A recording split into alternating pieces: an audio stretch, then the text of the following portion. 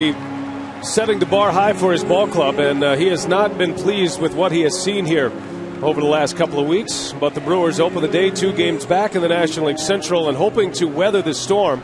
That seems to be the common phrase in the Brewer clubhouse, weather the storm. And the Minnesota Twins know all about that. They have struggled as well, but they're starting to turn it around a little bit. Ron Gardenhire hoping again for a midsummer rise back to the top of the standings. Gardenhire's lineup tonight brought to you by Subway. It's Carlos Gomez, Brendan Harrison, Joe Mauer at the top of the order. Justin Morneau, Jason Kubel, and Michael Kadire in the middle. Joe Crede, Matt Tolbert, and Nick Blackburn rounded out. That's the starting lineup for the Twins, facing right-hander Braden Looper. And the Piggly Wiggly scouting report, we talked about it on our opens. Got to eat some innings. He only pitched 3 2/3 against the Tigers, so you figure he's going to be fresh out there tonight. Got to keep the ball down, get some ground balls. He gave up 3 home runs against the Tigers in his last start. Throwing a lot of strikes, though. Braden Looper's only walked 2 guys in 4 June starts and has not walked a batter in his last 3. Maybe throwing too many strikes right now. Well, Looper coming off his worst start of the season against Detroit. Here's how they line up defensively for Looper. Braun, Cameron, and Hart in the outfield. Matt Gamble gets a start at third tonight. Hardy and Counsell at the Keystone with Fielder at first. And Kendall and Looper making up the battery tonight. Season numbers on Braden Looper, his 15th start of the year. He's 5-4 and an earned run average of 5.21. You see, as far as innings go, Looper giving up quite a few hits at this point, has allowed 10 more hits than innings pitched. But you take away that 7-run game in 3 2/3 against the Tigers his last time out, and his month of June not so bad. Matter of fact, Looper's last start here in Milwaukee was against the White Sox, when 6 innings gave up 4 earned runs. Jim Joyce, the greatest strike call in all of baseball, behind home plate tonight. The crew chief, Wendelstedt, Knight, and Eddings on the bases. Gomez drives one into right field. Well hit. That is over the head of Hart. And the Twins started with a bang. Gomez on his way to third. Counsell's throw to third is off the mark. And it's a leadoff triple on the second pitch of the ball game by Braden Looper. Well, the outfield pretty shallow for Gomez, particularly in right.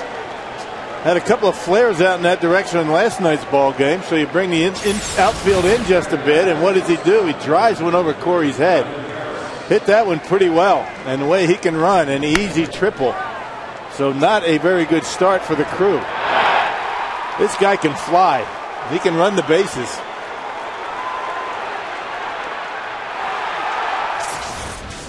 So Gomez already with 4 hits in this series. He was 3 for 5 last night.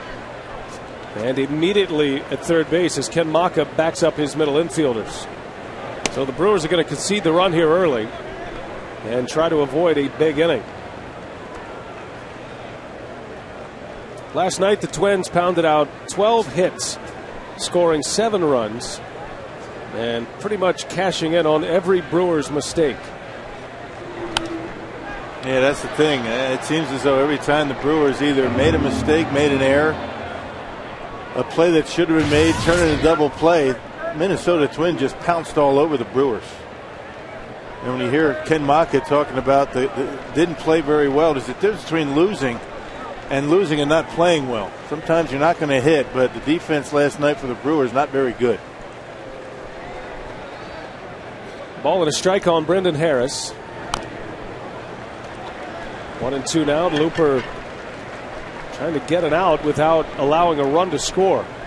Tough to do in a spot like this, especially this early in a game when the middle infielders are back. Now Ken Maka has decided to bring him in a little bit now that the count is at a ball and 2 strikes. Yeah, thinking that Looper is going to pound that split-fingered fastball down in the zone and hopefully have Harris hit a ground ball.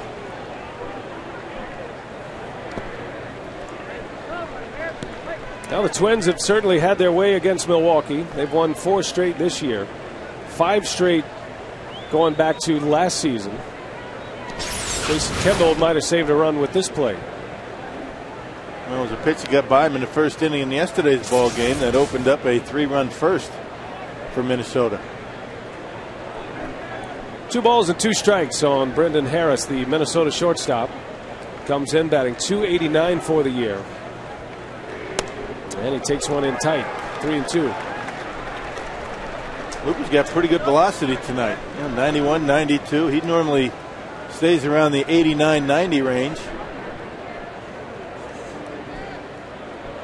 And we said after only 3 2/3 innings, 66 pitches, you figure Looper feel pretty good tonight.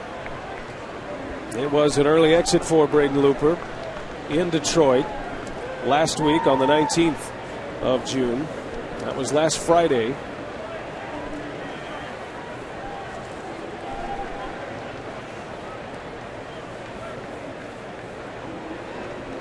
Three balls, 2 strikes to Harris. And a little lazy pop up. That's going to be plenty deep to score Gomez. So a leadoff triple delivers a run for the Twins. The first out, a sacrifice fly, and an RBI for Brendan Harris.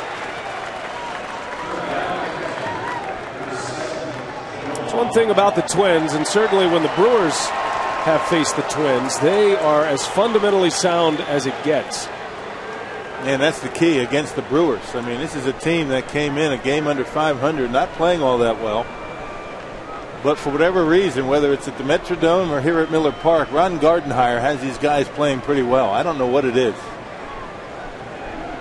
They look like world beaters against the Brewers. They really do. The 27 Yankees against Milwaukee.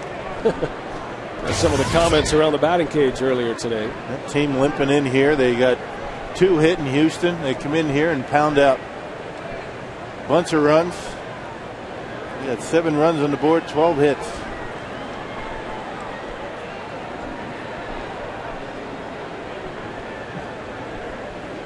Now Joe Mauer in a bit of a funk here lately. Mauer 2 for his last 19 at the plate. He was 0 for 5 yesterday. See what the Twins have done against Milwaukee. You go back 23 games, 17 wins, 6 losses against the Brew Crew. The Twins have been very good in interleague play under Ron Gardenhire, especially the last 3 years and especially this year. They are 9-4 against National League opponents. They'll have the Cardinals next on this road trip, and then interleague ends for them as they'll take on Kansas City. Well, we hit the air yesterday saying you cannot let Mauer and Morneau beat you. Neither one drove in a run. Mauer was 0 for 5, and yet the Twins won it 7-3 last night. Yeah, top 2 in the order did a nice job. Gomez and Harris. Guys down in the bottom of the order. Craig Counsell, easy play, and Mauer is retired. Seen Mauer go out of the strike zone a little bit in this series. Not something that he does very often, but chased one high there and that easy ground out. Yeah, Joe Mauer's only struck out 22 times this year in 178 at bats. I mean, that's amazing for a guy that's got as many home runs as he's got. Got 14 homers, 25 walks, 22 strikeouts. Justin Morneau with 2 outs. Big numbers for Morneau. Most certainly headed to the All-Star game in St. Louis. He is currently 3rd among American League first basemen in fan voting right now, behind Teixeira and Kevin Youkilis. But Morneau is putting up big-time numbers again. He's won an MVP. He was runner-up last year and still very underrated. You don't hear a lot about Morneau. Quiet Canadian Justin Morneau. His batting average good enough for 6th in the American League. He's hitting .322. Ichiro still leads the league in batting. Joe Mauer would be leading the league, but does not have enough at-bats to get him into the league leaders right now. He's about 20 at-bats short. Morneau is also 3rd in the American League in RBIs. He's driven in 57 this year, and he's belted 16 home runs.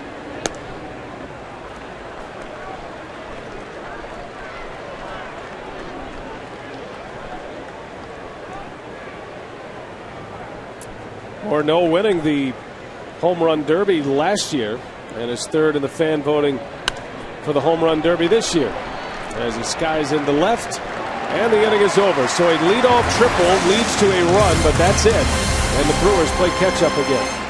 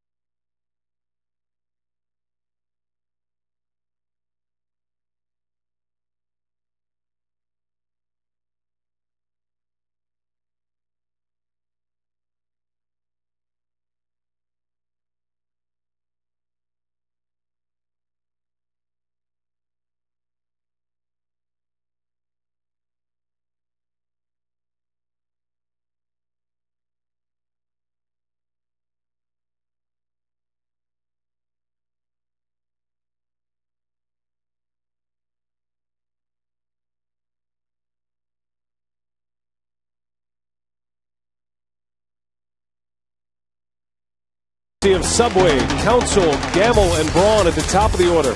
Gamble in the 2 spot for the first time this year. Fielder, Hart, and Cameron in the middle.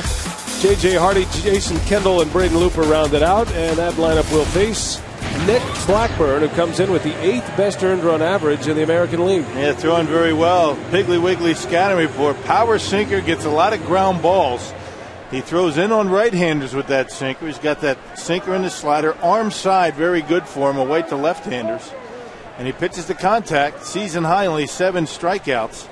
He's only walked 39 in 93 innings. He has been outstanding in this Minnesota starting rotation this year. You talk about an innings eater. In 9 of his 14 starts this year, Blackburn has gone at least 7 innings. Well, he's able to keep that pitch count down because he doesn't try and strike a lot of guys out with that sinker. Gets a lot of outs early in the count. Blackburn coming off his first career complete game, his last time out against the Pirates. Had a shutout going through the first 8 innings. Surrendered 6 hits. First time he goes the distance. And he picked up his 6th win of the year. He's 6-2 this season. 27-year-old right-hander from Oklahoma, and he takes care of Craig Counsell quickly. Minnesota defense. Jason Kubel gets the start in left field. Kubel normally the designated hitter for the Twins. Gomez in center, Kadire in right. Infield is Creedy, Harris, Tolbert, and Morneau, with Mauer catching Nick Blackburn. Gomez with a leadoff triple that allowed the Twins to get a first inning run on the board. Yeah, fewest errors in all the big leagues for the Twins defense. Only 25 errors. That compares to the Brewers' 38 errors this year. The AstroTurf field they play on has a lot to do with it, but they're also an excellent defensive ball club. We mentioned earlier they don't hurt themselves. Well, plus they play half their games away from that Metrodome. Ron Gardenhire's always put together a very fundamentally sound ball club. They do the little things well, both at the plate and on defense.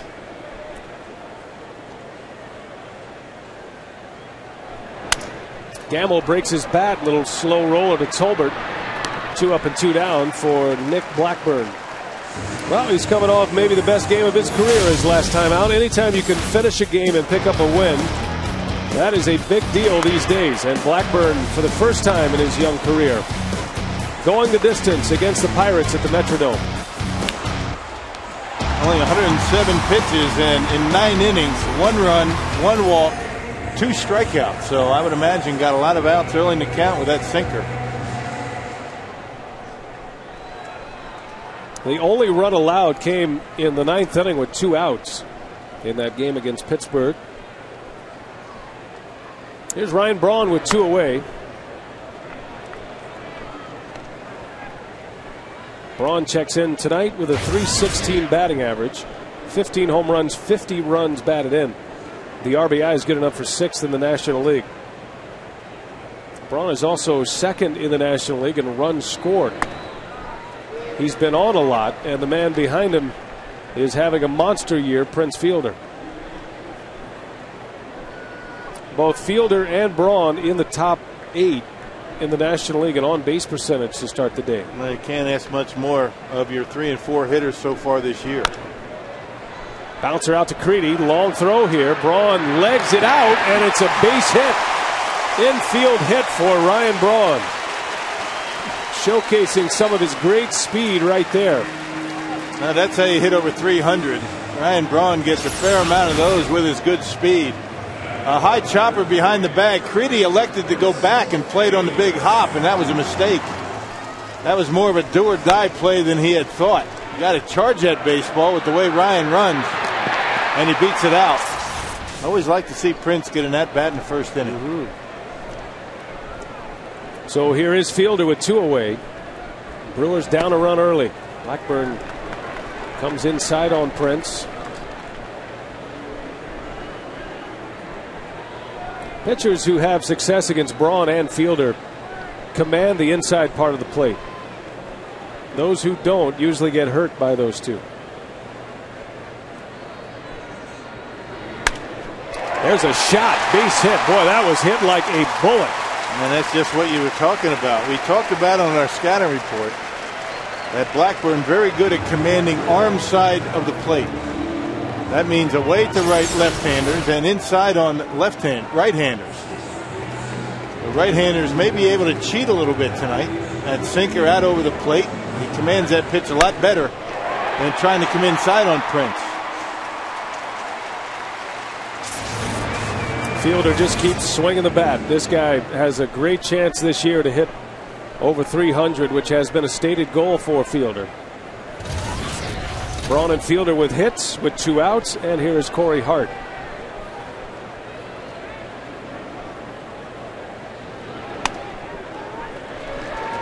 Corey Hart has had some good success against Blackburn in limited action against him. He's only had 3 at-bats against him career, but he's posted 2 hits, and both of those hits were home runs against Blackburn. And unusual. Blackburn doesn't get many home runs.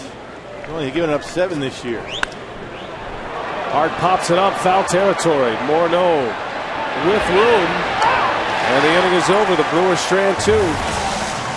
1-0 Twins. We head to the 2nd.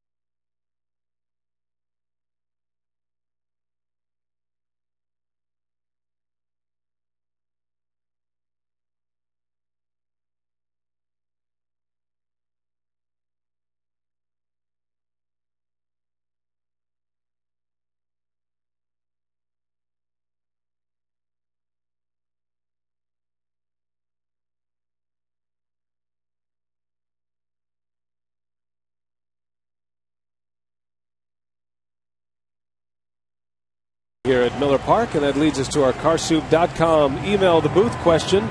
Brett from Medford wants to know, who in your mind are the top 5 first basemen in the game? Top 5 first base. I would say 2 of them are right here in the ballpark today. You betcha. There's a lot of good ones out there. Adrian Gonzalez is probably one that some fans here in the Midwest don't think too much about or haven't heard a whole lot about. There's San Diego, Albert Pujols, of course. Now Teixeira's having a great year in the American League with the Yankees. First baseman, the position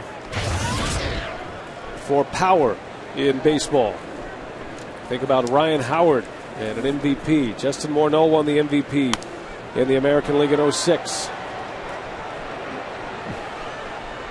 Well, Prince Fielder's first full season in the major leagues was 2006, Rock. And since that time, some of the numbers for those at the top of the list. You got Pujols and Ryan Howard, of course. Fielder in the National League, in the American League, Justin Morneau and Mark Teixeira.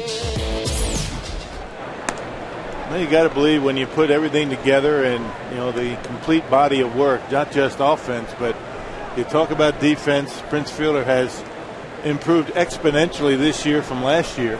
Justin Morneau has always been very good, but you got to put Albert on the top of that list at this point. There's been a lot of talk about Joe Mauer and his pursuit of a 400 batting average this year. Still a long way to go, but he just slipped under 400 on Sunday. I tell you what, Albert Pujols has a great chance to hit for the to win the Triple Crown this year. As Kubel throws his bat, Looper picks up a strikeout to start the second inning. No, that hasn't happened in a long time, that Triple Crown. But still in awe. Outstanding pitch by Looper. Off speed, got Kubel out in front, and loses his bat on strike 3. They talk about Justin Morneau. He's up there, up amongst league leaders in all the big categories: batting average, home runs, RBIs. An awfully difficult thing to do, though. Now Morneau is 6th in batting, 10th in home runs, 3rd in RBIs to start the day. Got to go all the way back to '67 to find the last Triple Crown winner, Carl Yastrzemski with the Red Sox. I would say if anybody has a shot to do it, it would be Albert Pujols. A little bouncer out to Counsell. 2 quick outs for Braden Looper here in the second inning. I'll check the Firestone leaderboard up above. We'll show you the RBI leaders among first basemen.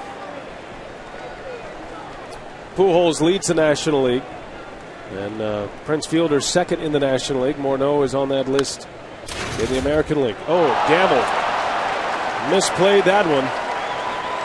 And Joe Crede is going to be safe at first on what probably should be an error on Gamble. Yeah, flat-footed, and it looked like it was going to get it on the hop, but it bounced in front of the glove and into left field. That didn't look very good. You got to be moving your feet. Flat-footed doesn't work in the infield. Check it out.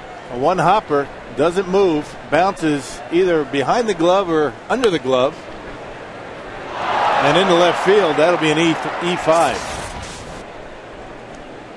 Got to move those feet in the infield.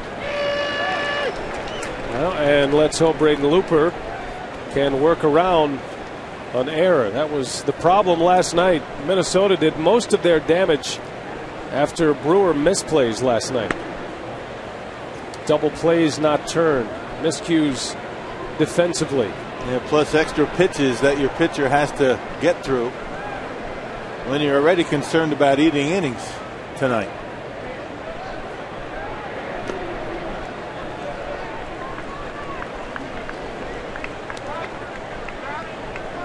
Now Matt Tolbert getting the start for Nick Punto tonight. Punto left yesterday's game with tightness in his rib cage. And it's Tolbert, the left-handed bat, who gets the start tonight. 167 batting average this year. 17 hits and 102 at-bats. Has a homer and 10 runs batted in. You know, one inning leads to the next, and Obviously, errors are going to happen, but you make a play over there to end the inning. It's a 3-up, 3-down inning for Looper. Now an error and a walk. The inning extends, and the Twins bring their pitcher to the plate. If nothing else, they clear the pitcher spot in the order. Well, that and the fact that, when you make errors and you walk batters, it's that much more that you have to face Mauer and Morneau in the lineup. I mean, now it's going to be guaranteed that Mauer bats in the next inning. It wasn't the case. That error's not made.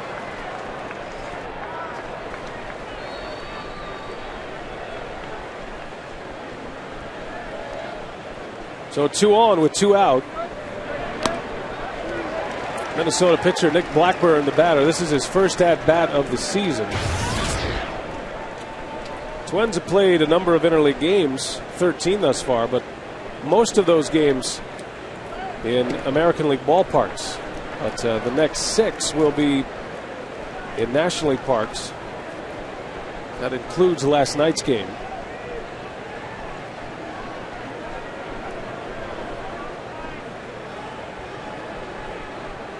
Twins start today 4 back of the Tigers in the American League Central. Gamble's got this one, got a long throw in time for the out. And the inning ends, so Looper pitches around the air in scoreless second.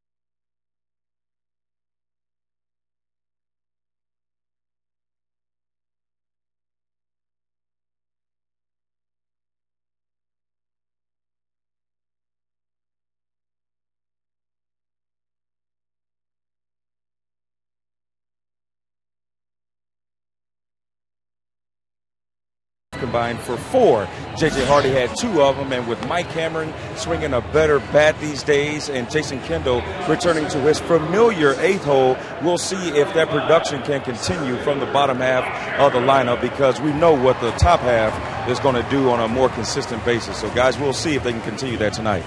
And Telly, one trend that the Brewers would like to turn around is the fact that they've left a lot of men on base. Milwaukee, through the first 4 innings yesterday, make it the first 5 innings yesterday, stranded 10 on base, and they left 12 on total yesterday. The Brew Crew leaving 2 on in the first inning after 2 out hits by Braun and Fielder. Mike Cameron leads off. That's down the line. Could be trouble. Long run for Kadire. That falls. Cameron on his way to second. Kadire's throw is late, and it's a double for Mike Cameron. On the first pitch of the second inning, Mike Cameron, an extra base hit. Yeah, that's what you like to see from Mike Cameron, taking the ball to the opposite field. Early in the season, he was doing that on a regular basis. He went through a stretch on the last road trip where he was having a tough time pulling off everything. Fastball middle in, and Cam able to pull the hands in and shoot it down the right field line for a leadoff double. Got to get the bottom, as Telly was talking about. Got to get them going. And those guys were on base in Cleveland. It was a field day for Braun and Fielder. Cameron with his second hit of the series. He drove in a pair last night. And now Hardy up there to drive in a run. 1-0 Twins. Minnesota got a run in the first inning. A leadoff triple by Gomez. He scored on a sac fly by Brendan Harris. Hardy, a shot to Creedy. Line drive out. Creedy was in on the grass, almost looking for a bunt. And Hardy hits a bullet right at him for out number 1. Can't do it any better than that. You know, you like the matchup with J.J. and Blackburn. Blackburn likes to throw that fastball in on right-handed hitters, and J.J. hit a bullet.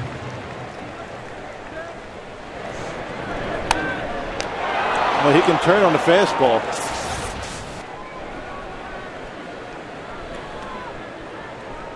Here's Jason Kendall now with 1 away.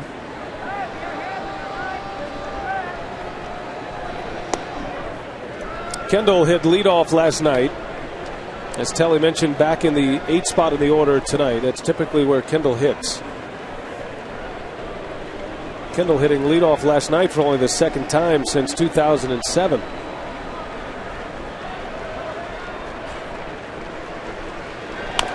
Little bouncer. Cameron's on his way to 3rd. Cutting it off is Tolbert, and he gets Kendall for out number 2. Hey, fans throughout our communities, unique individuals give back in many charitable. David Barr, Loyal Maynard, and Mary Knockreiner are the Brewers finalists in People Magazine's All-Stars Among Us through Thursday. You can vote for one of those by going to foxsports.com and clicking on the link for All-Stars Among Us. The winner from each city will be honored before the All-Star Game, seen only on Fox. 2 outs, Cameron at 3rd, and here's Braden Looper, the Milwaukee pitcher, who has 1 hit this year. Looper is 1 for 19 at the plate this season. Does have 2 runs batted in.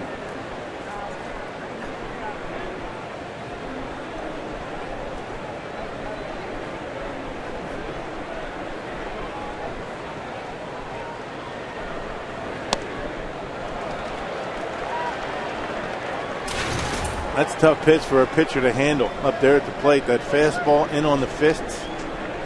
Normally when a pitcher gets a base hit, it's something middle speed out over the plate.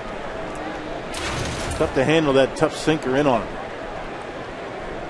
And the 1-1, Looper takes a ball down and away. 2 balls and a strike on Braden Looper.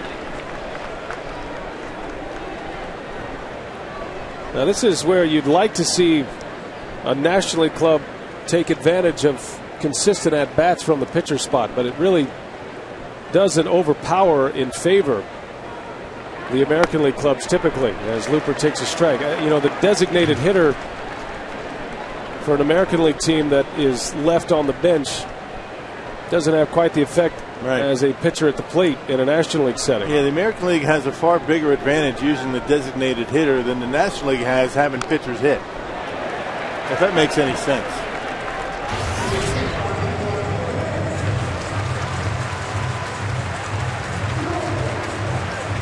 Now Looper is a career 199 hitter, so he's due for a correction on that batting average, huh?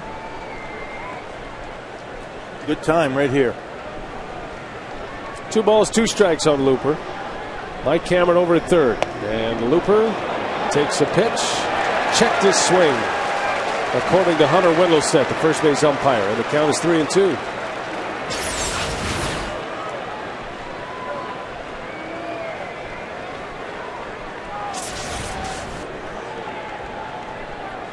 Looper has walked twice this year. There you see the career numbers on Braden Looper. Spent most of his career pitching out of the bullpen. This is only his 3rd year as a starting pitcher. Full count, 2 outs. Hanging tough. And an appreciative crowd here at Miller Park.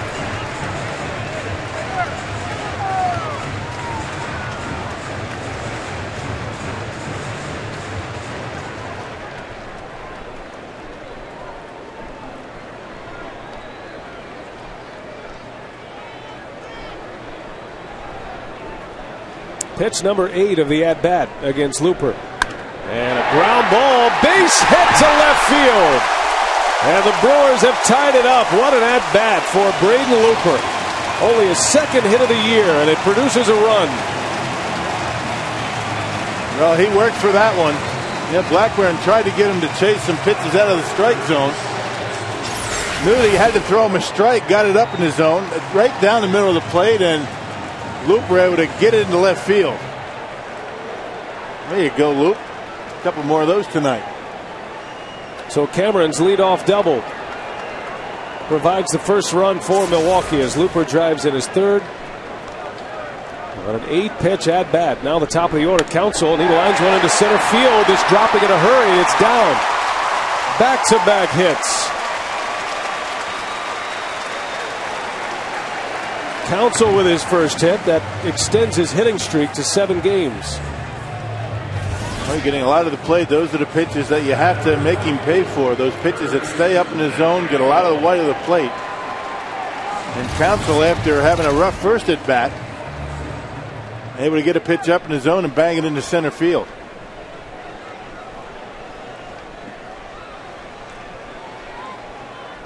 Two men on. Still 2 outs, and here is Matt Gamble. Blackburn broke his bat back in the first inning on a ground out. And a big cut by Gamble.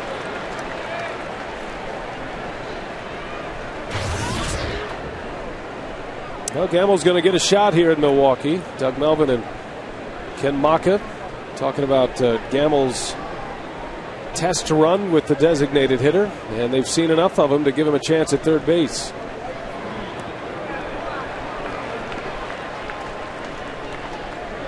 You'd like to get Gamble into that spot where he's begins to feel comfortable as a big leaguer. Let him see some pitches, and it helps, I would imagine, for a young player to have a manager and a general manager tell you that you're here, you're on the team. Yeah. Just go play. Get some consistent at bats. Don't look over your shoulder every time you make an out. That means a lot.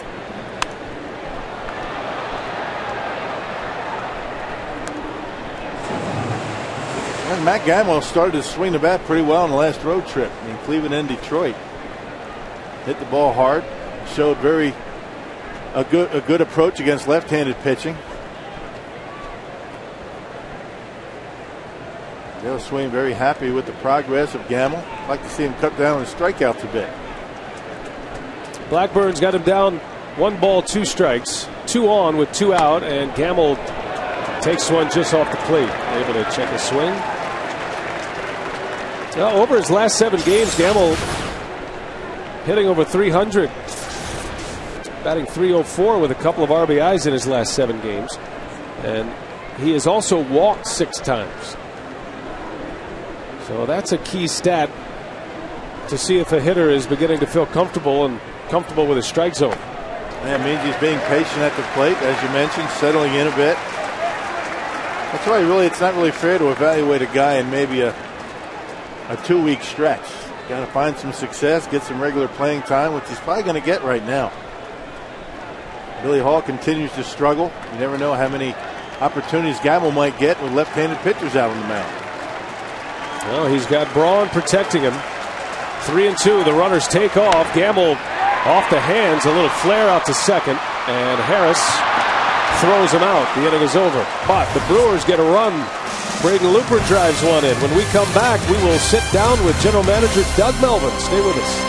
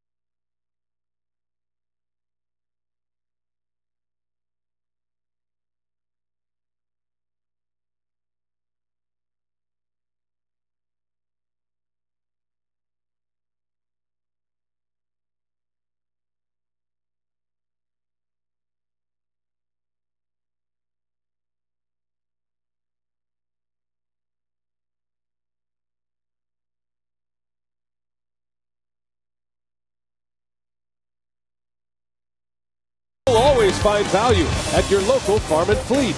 By Piggly Wiggly, shop the pig and save. And by Ho Chunk Gaming, Wisconsin. Good crowd tonight on a Wednesday night at Miller Park, and we're pleased to be joined now by the Brewers general manager, Doug Melvin. Always great to catch up with Doug. And I guess first and foremost, for the first time this year, you've had to go outside your original starting five in your rotation. Now you're going to have to make two adjustments in the coming days. Yeah, we went a long time without having to go outside and we're going to be able to hope to do this internally. Manny's down, getting straightened out in AAA. Had a nice outing last night. He's had two good outings, and then with Dave Bush going on the DL, we'll be bringing up Mike Burns, who's been the best pitcher down there. His last 10 games, he has pitched 6 or more innings. His last 10 starts with a 2.2 ERA. So hope that we can take advantage of Mike, who's pitching well right now. What went into the decision, Doug, to keep Manny down in AAA and not have him make that start on Saturday? Well, you just don't want him to work on some of the things that Chris Bosio's working with. Down there,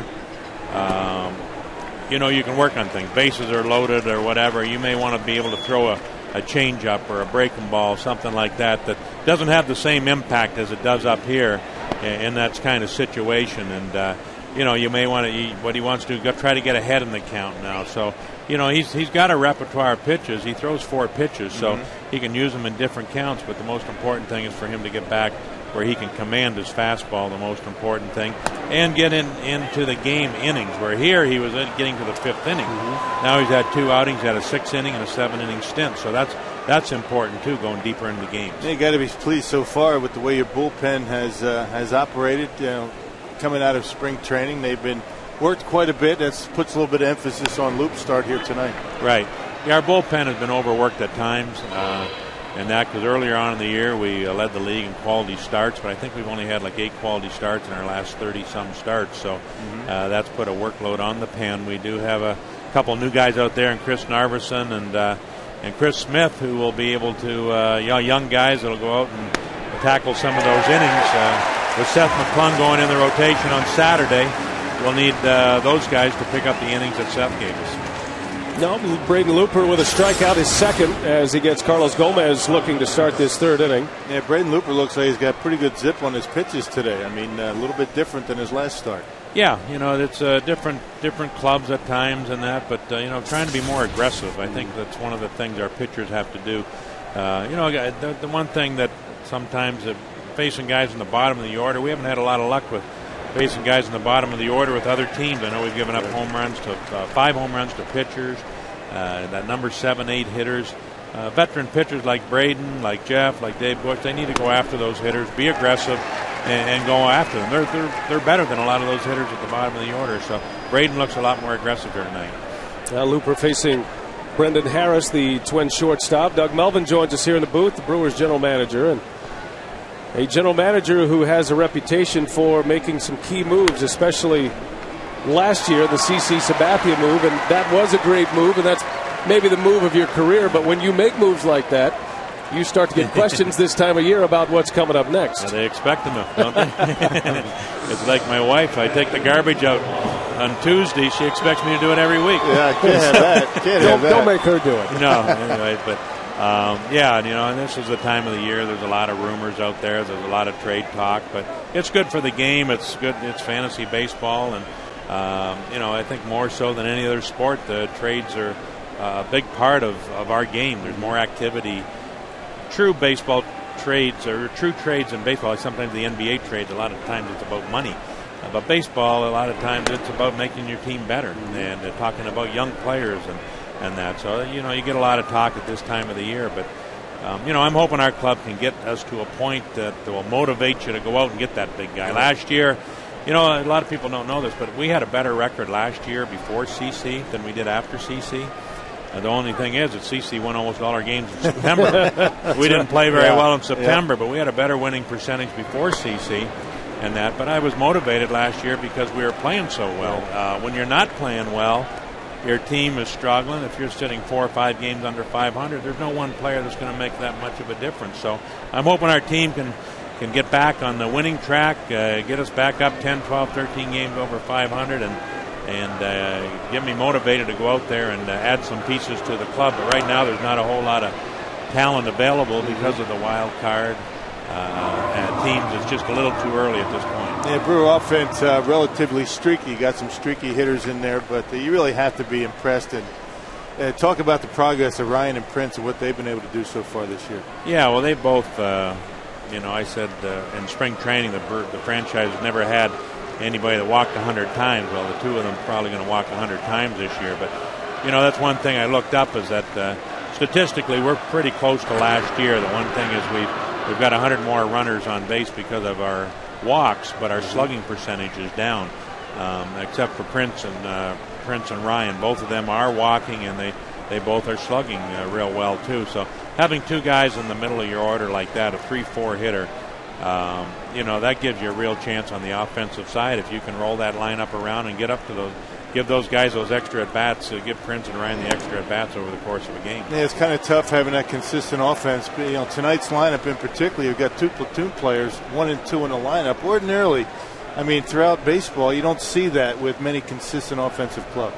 Yeah, if you do, it's usually the outfield. The one thing, we have a pretty steady outfield, but some clubs will have to do it in the outfield. And it's hard for any player if they're not playing on a regular basis, and that, especially the right-handed hitters, because sometimes you might go 6-7 days before you face a left-hander, or you only see left-handers every couple of days, and that. But it is tough when you're platooning. It takes a special player. It takes usually a veteran player, and also it's not really the platoon. Sometimes not the real strict platoon. Like I remember when Earl Weaver had Gary Renicky and John Lowenstein. It was a strict platoon. It was. Garth Orge and Rance Mullenix was a strict platoon. That's my day. You're talking about my year there, man. That's good. But those guys, if there was a right-handed pitcher come up in the 5th inning, Rance Mullenix would come in or Lowenstein would come in, and that was a real strict platoon. You don't see a lot of that anymore. You could do that when back in those days they had a 10-man pitching staff. Yeah. You're going to see that again? I don't know. Morneau down the line. Braun with room runs it down. I remember Earl Weaver broke spring training one year with 8 pitchers. 8 pitchers. Yeah. We break with 8 relievers. Yeah. Was that the year that 4 and 120 games started? Yeah. Different game. Different game for sure. And at times the Brewers have had the 8 relievers and the 14-man staff. I remember going back to last season, but that's the way the game is these days. And certainly times have changed and players have changed, and now it's interesting to look out at the landscape as you try to make decisions on this ball club and try to figure out what your needs are right now, as you mentioned, and what you're willing to give up to maybe acquire some needs at this point. Yeah, and that's the toughest part too, is we've given up some players in the past few years, and you just can't continue giving up prospects, and you'll find yourself you're going to be a club that's not going to be able to sustain success, because younger players are a part of what you're able to do if you want to enter free agency. The reason we have Mike Cameron, Jason Kendall, veteran guys, Looper, and that because the younger guys came in, they're not making a lot of money. So we'll go through that period of time again where we need those younger players if we want to bring in veteran guys, to help our ball club and that. But that's the way it is. So younger players are very valuable to not only our organization, to a lot of organizations. Are you pleased by the way your draft went and everybody signing and guys getting put in their respective leagues and things like that? Yeah, we still have 2 players. Our compensation picks haven't signed yet, and I think that just will take a little bit of time. And that Eric Arnett, our first-round pick's pitching tonight. We had a young catcher in the 3rd round, a 2nd-round pick that last night went 5 for 5 in his first professional game. Nice. And he was supposed to be a catch and throw guy, and he went 5 for 5. So we were pretty excited about that. But Bruce Side has done a good job taking over and scouting. We've signed a number of players.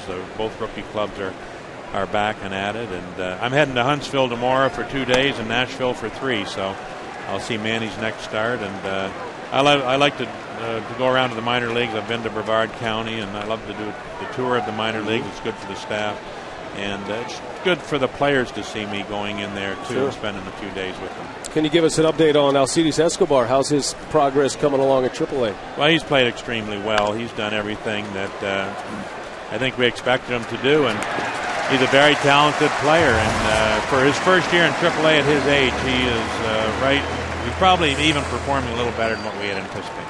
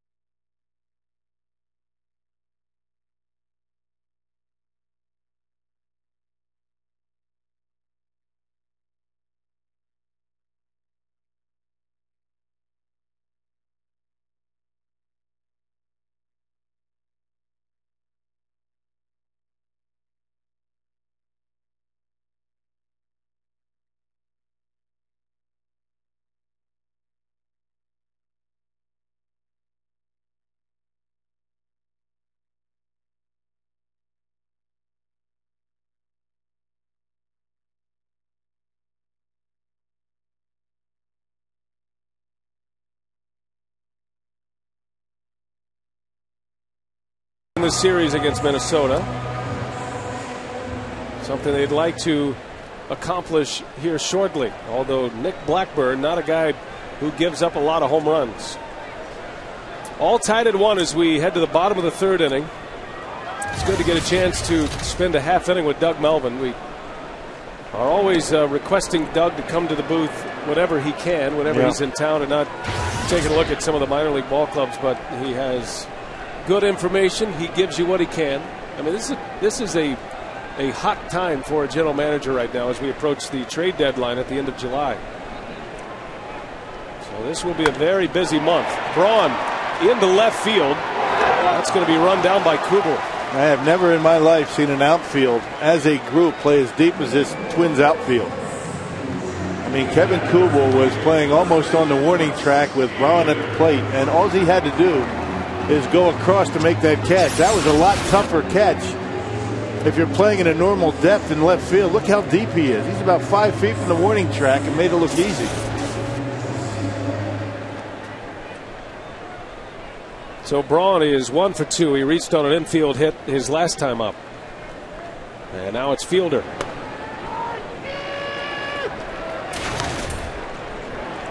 Well, just having talked to Doug Melvin the last couple of weeks and had a good chance in Detroit to sit down with Doug, and you know, one of the fears is that you make another trade, and if you get the kind of pitcher or the kind of position player that is really going to make an impact, it's going to cost a number of minor league prospects. And for an organization to succeed, you can't do that year after year. Last year was the year that they gave up 4 prospects. Remember, that really wipes out an organization to some extent. Yeah, you can't do that, as you mentioned, year after year. You don't have anybody to go to at some point.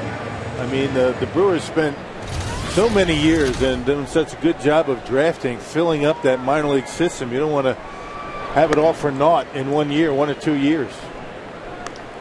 And at the same time, there are no CC Sabathias available this year. You know, there's not that scenario. Jake Peavy's the closest to that, but he's injured. He's got an ankle injury, and his season is a little bit on the brink. Who knows when he's going to return? And he has a no-trade clause anyway, so he'd have to clear any kind of trade. Plus, he's got this year and 2 more years after that, so your financial commitment is huge for a guy like Peavy.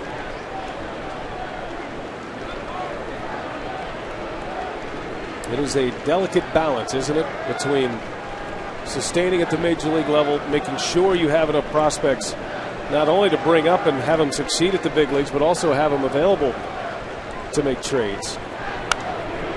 Brewers are still well stocked with position players, especially catchers in the minor league system, which is a good thing.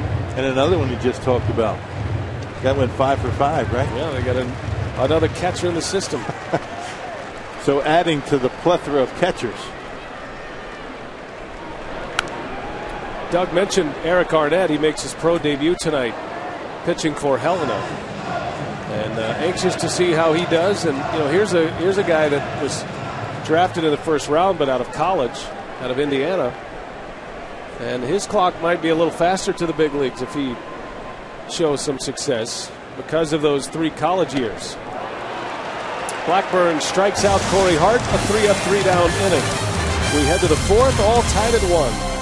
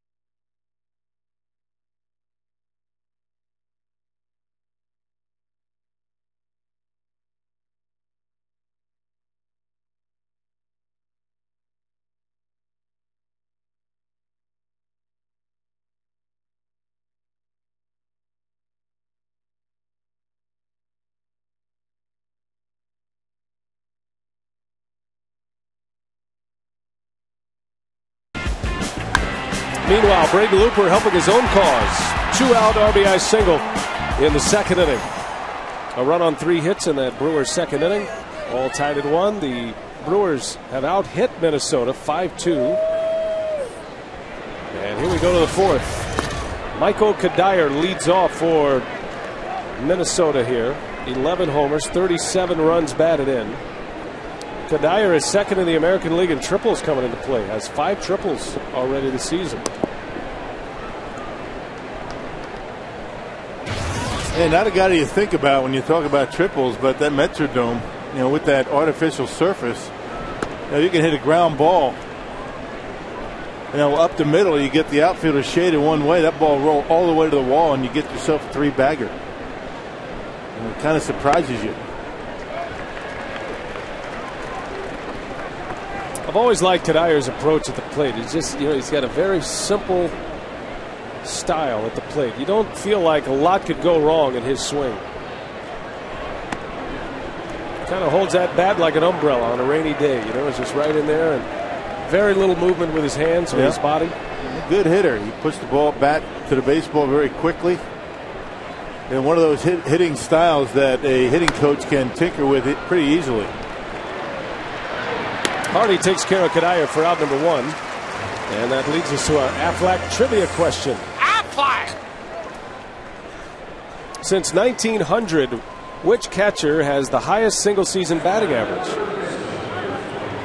Since 1900, huh? It's 1900, the highest single-season batting average. Well, Joe Mauer won a batting title back in 2006. There's been some good hitting catchers. Johnny Bench kind of revolutionized the position. Yeah, one-handed catcher.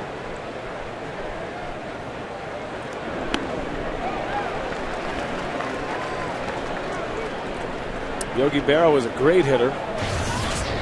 He was such a good hitter that he spent a lot of time in the outfield in New York, despite catching quite a bit as well.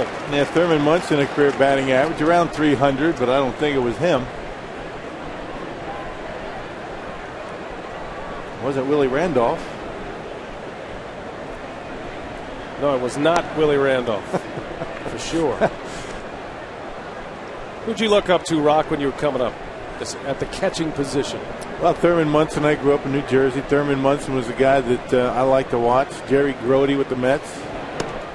Always admired the way Ray Fosse went around about his business behind home plate.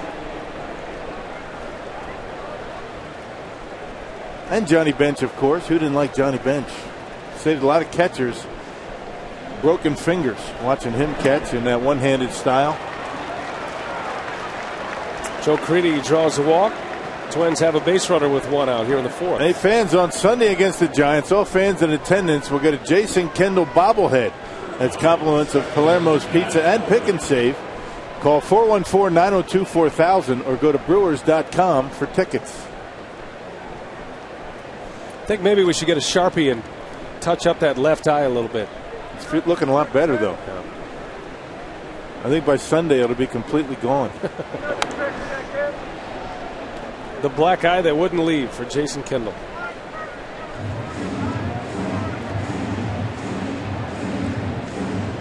Almost there. A day off that he'll never forget. Catches just about every day, but takes an aluminum bat to his eye from his niece on a day off. How about that? Catching in a family game on your day off. That's a good one. Kids want to play a little ball? Let's go. I'm ready. Yeah, I don't need a mask. Bang. She's only 3. I mean, how much damage could she do?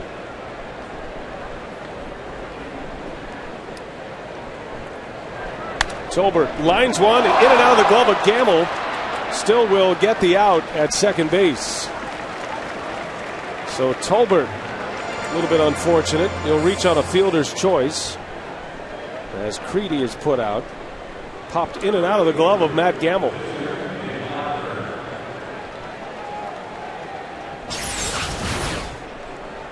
Now, you don't expect a left-hander to hit a ball on a line like that when you're playing in with the bag at third. Gamble able to knock it down and get the force out. I've been trying to think about that Affleck question. Catchers. How about Piazza? Did he have a big batting average year? Good guess. You know, a guy that is not talked about much because it was a generational issue, but Ernie Lombardi was a great hitting catcher. Catcher with the Cincinnati Reds back in the 30s and the 40s. He won a batting title one year. He won an MVP one year as well from the catching position. The Schnoz, Ernie Lombardi. Yes, sir.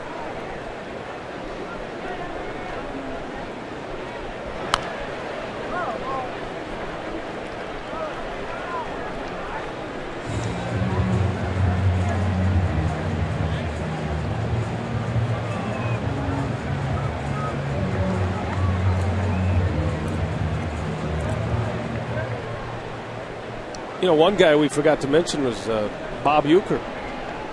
Right. He had a big, huge year, didn't he, at one point? We'll take a look at it when we come back. The Aflac answer coming up.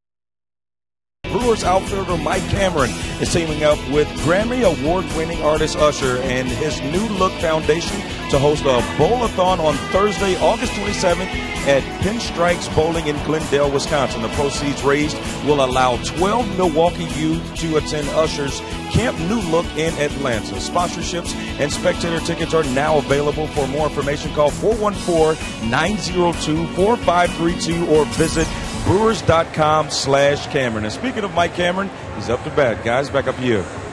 Well timed, Telly. Nicely done. Cameron, a bowler. Pretty good bowler, I think. I would imagine. Keeps it down. He's just like his throws from center field. You know, he keeps them right on line. Yep. Doesn't have any hook, right? Now he's a straight bowler. 1-1. We're all tied up. Cameron, a big hack to start it here in the fourth. Well, they say if you don't have a bit of a hook on your bowling ball, you get a lot of splits that way. That's not good. Hit the hit pin too much. That's what I do. It's all about angles. Yeah.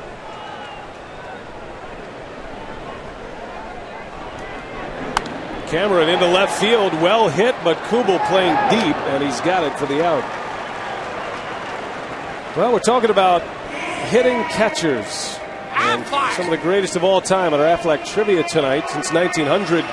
Which catcher has the highest single season batting average? Aflac. And the Duck says Mike Piazza. Good call, Rock. Ding, ding, ding. I won that one. 62 in 1997. Piazza, the most prolific offensive catcher. A 62nd round draft pick, Mike Piazza. How about that? That godson of Tommy Lasorda. Dodgers drafted him as a favorite of Tommy. They're glad they did.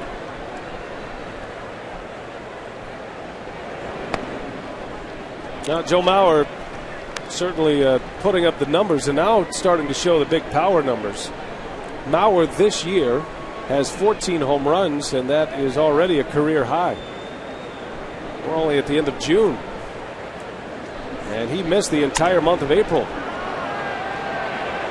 Easy play for Brendan Harris for out number 2. Well, time now for our U.S. Cellular text to vote question of the night. Will baseball ever see another 400 hitter in a season? W for yes, X for no. That is going to be a tough one. Short code 234234. Be careful, the voting's rigged, just like the Inside Corner today on the pregame show. I noticed that you had a little match with Bert Blyleven, your counterpart for Fox That voting Sports North. was bogus. Well, did you see it? Before you even said a word, you were down, what, 20, 30%? Like 65 to 35. Maybe they didn't like my glasses. I don't know. I like your glasses a It lot. was brutal.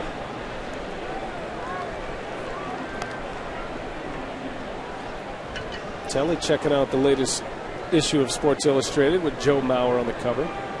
Maybe that's why Mauer is 2 for his last 20. Yeah, the jinx. Not Telly. Sports Illustrated. There could be a Telly jinx.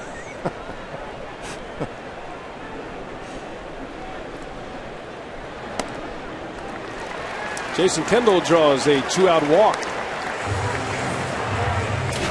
I don't know if there's been as complete of a package as Joe Mauer at the position in a long, long time. And Piazza was an offensive-minded catcher. I mean, you knew he was there to hit.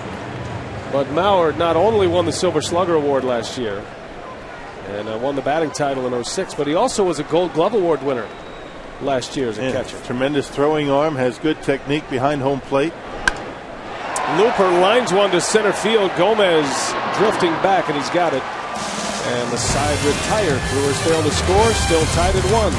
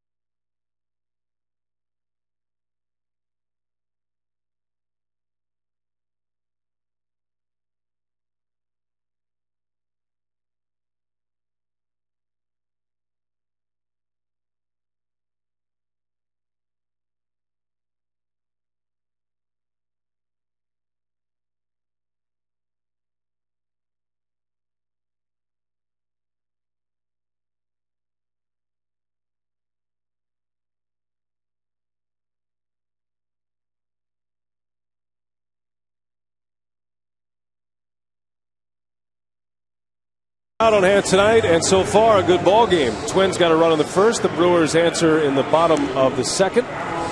All tied at 1, and time now for our Cabot Woodstain's legendary performance in rock on this date in 1983. Future Hall of Famer Don Sutton becomes the 8th pitcher to record his 3,000th strikeout. And a Sutton fan, Alan Bannister, that was in the 8th inning of a 6-2 win for the Brewers. Were you with the Brewers at that point? What year was that again? 1983. I was. On June 24th. I wasn't there in June. I got there in July. Well, you missed it. I missed it. Don Sutton. I was able to catch Sutton for a couple of years. That was a big thrill. Talk about a curveball. Line shot off of Looper. Fielder makes the catch. And all eyes on Braden Looper right now to make sure he's all right. The Brewers have already lost one starting pitcher after a line drive, and that was Dave Bush. Yeah, Bushy on the DL. A micro tear in the triceps of his right pitching arm. That one a little bit higher, looked like on the back of the shoulder. Somewhere around there anyway. Athletic trainer Dan Wright out putting Looper through the test here. Let's see where it gets him. It's somewhere around that lower shoulder area, the upper bicep.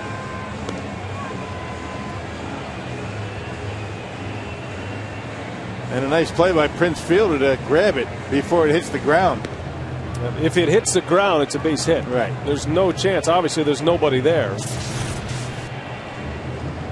So Fielder makes a play. Looper is still trying to convince Ken Maka and Dan Wright that he's all right to continue. And I think he's done it. It looked like it caught a little more flesh than the one from Dave Bush. Good reaction from Prince Fielder.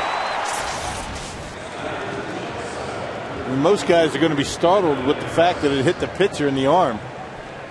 Prince able to make a nice adjustment and go after the ball before it hits the ground to get the out. Nice play. And a key out keeps the Twins leadoff man off base. So one gone. Looper continues. And here's Brendan Harris.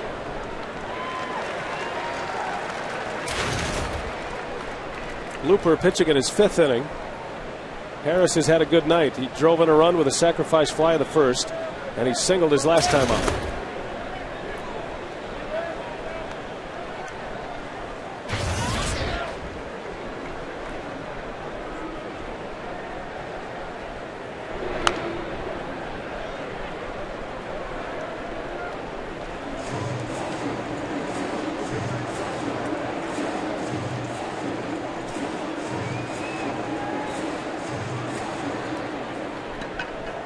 Looper has given up just the 1 run.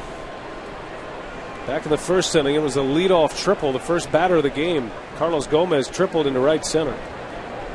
A little bouncer out to JJ. And 2 up and 2 down for Braden Looper in the 5th.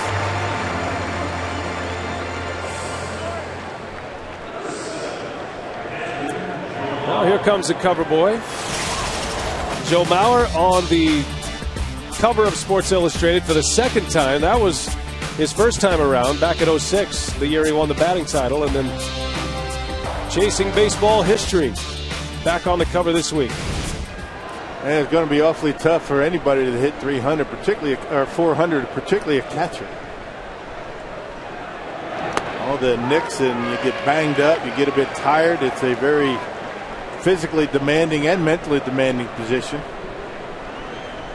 I think the climate is a lot different now than it was back in '41 when Ted Williams did it. I mean, now you have the specialization in the bullpens. I mean, you might face 4 different pitchers in a given night. You got the setup man, you've got the closer. It's much more difficult to get hits late in ball games. Back in those days, more likely that you're going to face the same guy 4 or 5 times. Now, since Williams hit .406 and 41, this is the list of those closest. Tony Gwynn made a great run at it in '94. .394 average. And might have had a chance to do it with a few more games. You never know. That '94 season ended. Cancellation of the World Series. Chris Narveson loosening for the Brew Crew. But he certainly has, does Joe Mauer, the swing and the makeup to do it. It doesn't appear that much really gets into this kid's head. I mean, all the pressures that surround, you go for a 400 batting average, all the media, all the questions. It doesn't really appear in watching this guy go about his business that it would affect him. Mauer, the first overall pick back in the 2001 draft. Didn't take him long to get to the big leagues. He first appeared in Minnesota in 04 when he was 21 years old. Looper strikes him out. Kendall secures it at first, and a good inning for Braden Looper. So we'll keep an eye on the Brewers starter, see how that line drive affects him. But a 3-up, 3-down with a strikeout of Mauer in the fifth.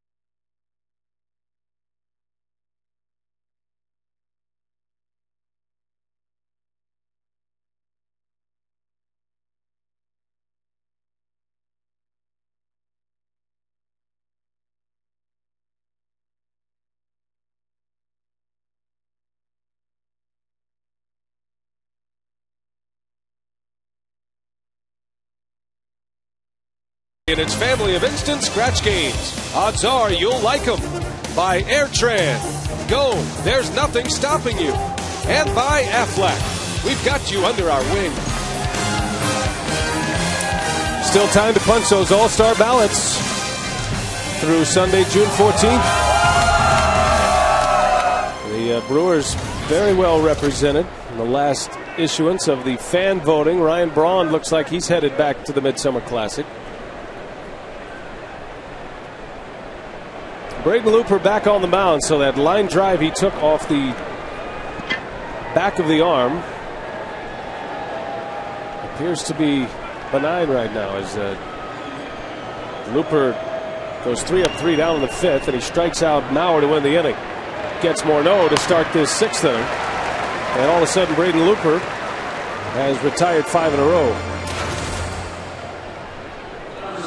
Just a different crispness to his pitches tonight than he has had in his last few starts, particularly in his last start. Able to keep the ball down, keep the ball in the ballpark. Has been very effective with his fastball down in the zone and on the corners. Hasn't have to rely on his splitter all the time. Boy, he was using that a lot, for a few starts. Really didn't have command, or that fastball just didn't feel right to him. That one's hit well. Deep right field, and it is way out of here. Jason Kubel. A go-ahead home run in the 6th inning. 2-1 Minnesota as Kubel belts his 13th home run of the year. And never fails, right? You're talking about keeping the ball down and on the corners. Next pitch. Kubel hits one about as far as we've seen one to right. That ball hammered into right field. No doubt about that one.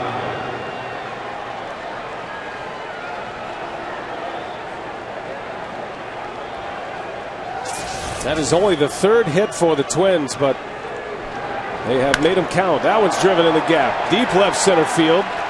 And that one's going to go to the base of the wall. Kadire into second base with a double. So a couple of bolts back to back. Kubel with the home run, Kadire with a double. And suddenly Looper looking a little fatigued here in the 6th inning. I just wonder how much that line drive on the arm has stiffened things up in that pitching arm.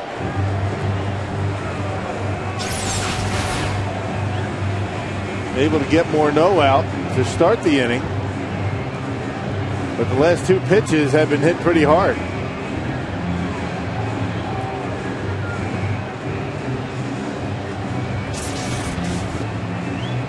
Bullpen activity now for the Brewers. Bill Castro will make his way to the mound to give him a little extra time. Mark DeFelice just now got up and is still not backed up to the bullpen mound just yet. Man, that's how quick it can turn around. I mean, with a low-scoring game like this, a home run and a double, and the Twins a base hit away from taking a 2-run lead. Twins have 2 runs on 4 hits. The Brewers with 1 run on 7 hits.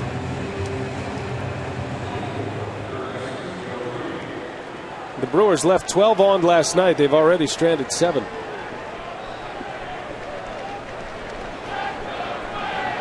Joe Crede, the batter for Minnesota. Crede had a key hit yesterday. Drove in 3 runs with a double in the 1st inning. 2 out, 3 RBI double for Crede. That followed a wild pitch from Suppan that looked like it had him out of the inning for a strikeout, but the inning was extended and Crede made him pay last night. Crede had 2 hits last night, reaching base 3 times, scoring a run. And Suppan pitched a little bit better than his line would tell you. Didn't get a whole lot of help from that defense, and every time they got an extra out, they hit him hard.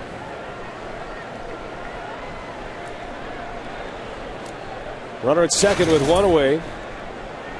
And the 1-2 from Looper is driven into right center. Mike Cameron's got a long way to go. He will not get to this one. That bounces off the wall. Crede drives home Kadire.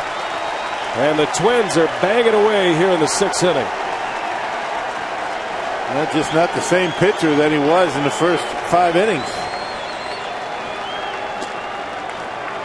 I think it was a cut fastball that Kubel hit out of the ballpark. Kadire with a fastball. Let's see what this one is.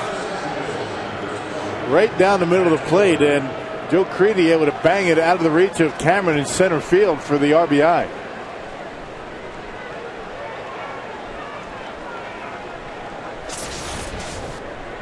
So a home run and back-to-back doubles, and the Twins lead 3-1. They're going to walk Matt Tolbert here with a base open at first. Well, the Brewers near the bottom of the league in issuing intentional walks before yesterday. They walked 2 in yesterday's ball game, and now Ken Maka doing it again, and he's intentionally walking a 165 hitter. And that's why some of the rumblings here at Miller Park. But like last night, Ken Maka wants to give Looper, a ground ball pitcher, a chance to get out of this inning with 1 pitch. Yeah, last night they walked the number 8 hitter, faced the pitcher, got him out, and then Gomez came up and drove in a run with a base hit.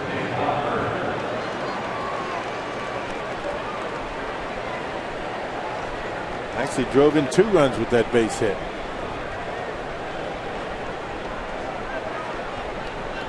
Two on, 1 out. Blackburn will try to get a bunt down and advance the runners. One thing about this scenario here, Crede does not run all that well, so you've got an opportunity to get a force out at third and maybe even a double play if Blackburn bunts it firmly to one of the infielders. And Blackburn not familiar with going up there to bunt, so you hope that he hits a little bit too hard, you get the double play. And that's why he's bunting. If he swings away, hits the ground ball, sure double play. But Ron Gardenhire is hoping he can advance the runner and bring his leadoff hitter to the plate. Bunts right through it. Snap throw to second. Close play. Crede just back. And a perfect opportunity to throw that ball through to second base after the batter bunts right through a bunt. That guy at second base trying to get a little bit extra to get to third base, and then nearly got him. What a throw by Kendall. Looper had to duck and just barely got back. The 0-2. It's bunted foul, and that'll be a strikeout. And out number 2 as Blackburn cannot execute to get the bunt down. So 2 gone. Looper credited with a strikeout in that scenario. That's his 4th. And back to the top of the order now. And the Twins' most pesky hitter, Carlos Gomez, in this series.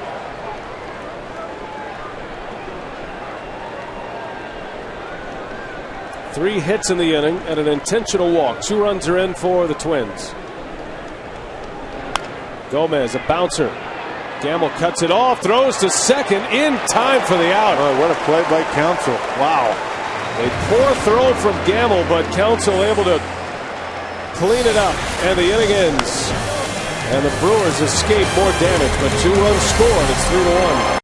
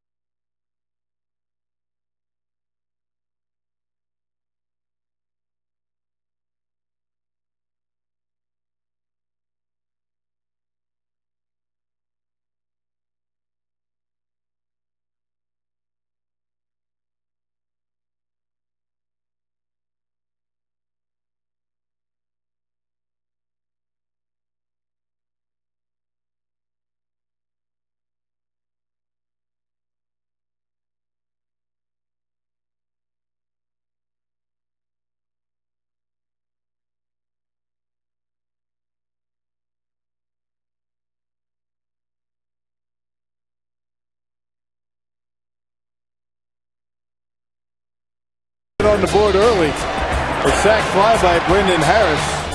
That lead didn't last long. Braden Looper the base hit to tie the game. And good pitching. Braden Looper doing a nice job commanding his fastball. Blackburn doing what he has done in his last 3 starts in particular. Kubel unloads on one in the top of the 6th. Back-to-back doubles. The Twins pick up another run. And as we get to the bottom of the 6th inning, a 3-1 ball game. Well, the Brewers have out-hit Minnesota 7-5, but down on the scoreboard once again to a team that they have been unable to figure out. That is a fair ball. Cameron down the left field line. Takes a big bounce, and Mike Cameron with his 2nd double of the game. And for the 2nd time in this game, his double leads off an inning. Now, talking to Dale Swain before the ball game, he said that Blackburn's going to try and pound that sinker in on the hands of right-handed hitters. And you can see they've been attacking early. Cameron able to pop open the hips, keep it fair, and get a leadoff double. That's the 2nd leadoff double of the night for Mike Cameron. Cameron scored the only Brewers run when Looper drove him in with 2 outs. Here is J.J. Hardy now, tying run at the plate, bottom of the 6th inning.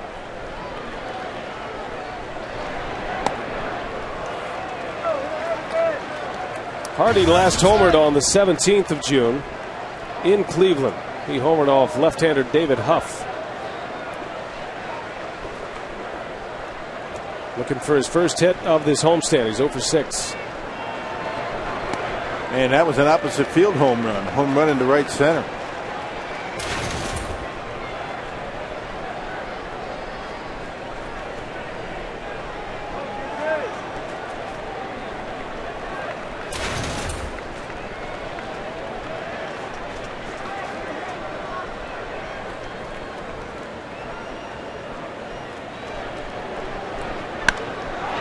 Into center field. Gomez going back.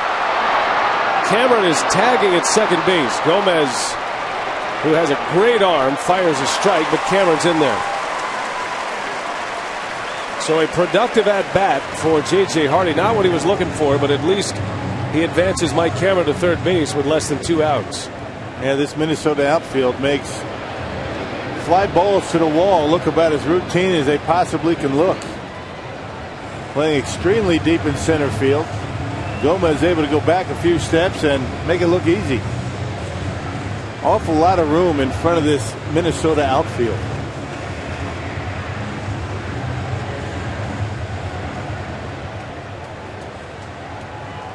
Cameron over third with 1 away, and Jason Kendall the batter. And that's where they play for Jason, who has not hit a home run yet. Kendall walked his last time up.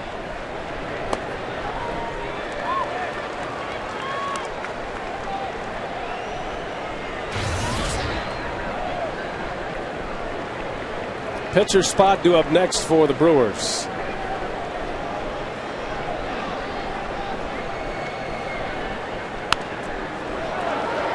And Blackburn quickly ahead of Kendall. No balls, 2 strikes. And as of now, nobody on deck. You got to have somebody on deck. That's a major league rule.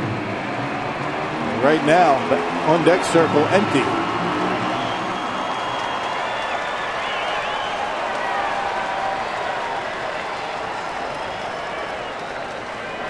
Oh, 2 the count with 1 away. And Kendall, a little flare. That's falling fast, and that's going to fall for a base hit. Mike Cameron scores. Jason Kendall just handles one out into right field. An RBI single. Well, not always pretty, but very effective. Able to get the run in. So Mike Cameron once again with a leadoff double. Able to come around to score. That pulls the hands in, fights it off. A flare just out of the reach of Tolbert and right. And we're back to a run deficit for the Brewers. Well, Cameron's leadoff double pays off. The Brewers have 9 hits in this game. Cameron has the 2 extra base hits. Well, Maka's going to make the move here. Sensing a big inning with 1 out, a run in. And it's going to be the Cat. Frank Catalanotto will come on to pinch hit. Catalanotto has 1 hit as a pinch hitter this year. He's 1 for 6. And you can close the book on Braden Looper. 6 innings, 3 runs on 5 hits. Not a bad start for Looper. The Brewers looking to eat up some innings. He got 6 out of them.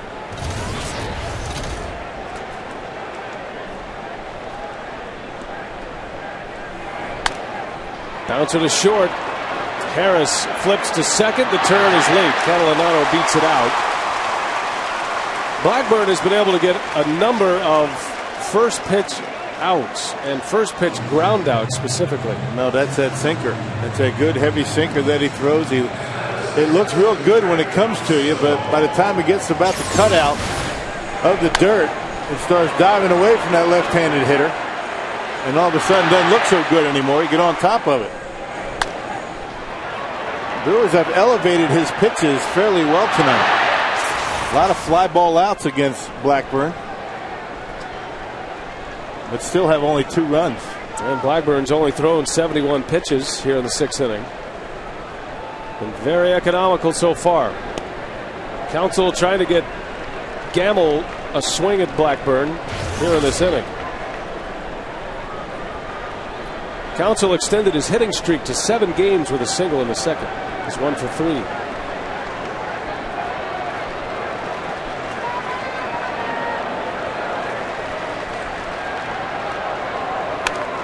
Bouncer to Morneau. And the side retired. The Brewers get a run, but they still trail by a run. We head to the 7th, 3-2 Minnesota.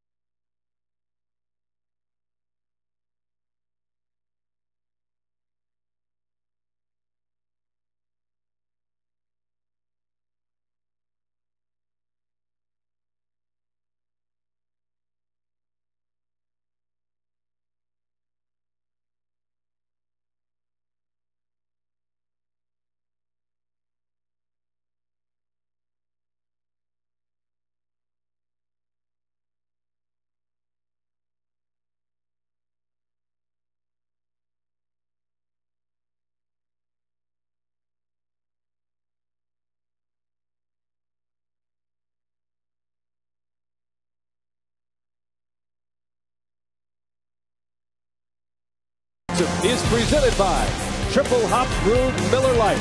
Great taste, less filling.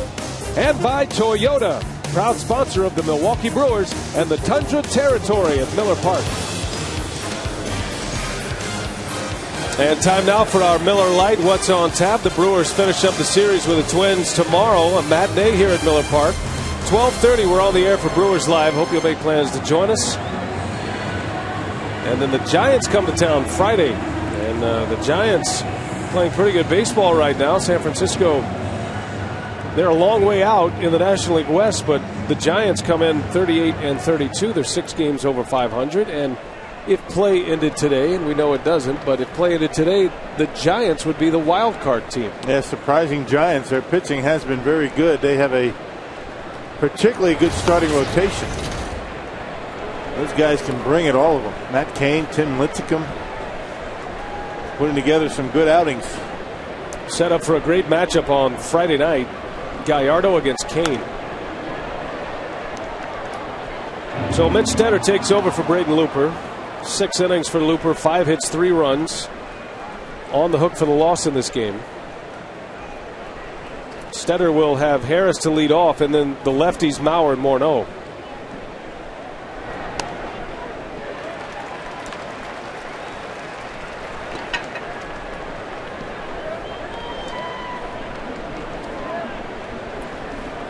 Stetter's got a long, impressive streak going right now. The last 11 outs he's recorded have been strikeouts. That was almost number 12. Close pitch. And it just missed the outside corner. That slider has been such a good pitch for Mitch.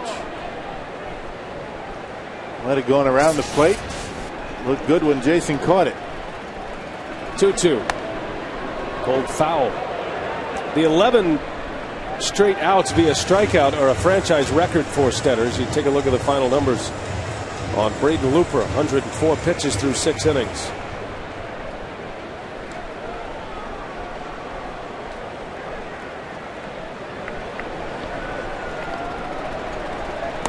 Got him. Make it 12 in a row. An amazing run for Stetter. So effective against left-handed batters, but starting to put some good outings together against right-handers too. Now Joe Mauer, just a classic approach up there at the plate. Watch how his set up, his hands go back, his head stays still. Look at the center of gravity. I mean, no lean, no rock back. And then as the ball approaches the hitting zone, you can see nice and soft, not a whole lot of movement. And just look at the approach. I mean, the stiff front leg, you got the head down, and the hands leading the barrel of the bat. That's why this guy only struck out 23 times, including once tonight. Just a classic swing. Keeps the bat in the hitting zone an awful long time. That means you can get base hits without having perfect timing. You're still going to get the bat on the baseball. Big swing and a miss at a Stetter curve. Bauer is hitless in this series. 0 for 7 at the plate with a walk. And Stetter has him down, no balls and 2 strikes. And Joe Mauer, a .338 hitter against left-handers. Justin Morneau, even better, .366. So just because these guys are left-handed doesn't mean they can't hit left-handed pitching. Very good. You're saying they're not necessarily headed for a platoon anytime soon? No, I don't think so. 1-2. Stetter dipping down sidearm even more so on that pitch. Stetter stands on the extreme first base side of the rubber. Gets as much angle as he can. Barely a hoof on that rubber. Bouncer off the glove of Stetter. And this is going to be a base hit for Joe Mauer. Infield hit for Mauer, his first hit of this series. That's what we were talking about when we showed you and broke down that swing of Mauer. It was Stetter out there, and the angle that baseball's coming in at him. Still able to take that soft approach and put the bat on the baseball. Got it down on the end. Stetter looked like he was able to make the play off the glove, and that'll be a base hit. Well, if you're going to push 400, you need base hits like that.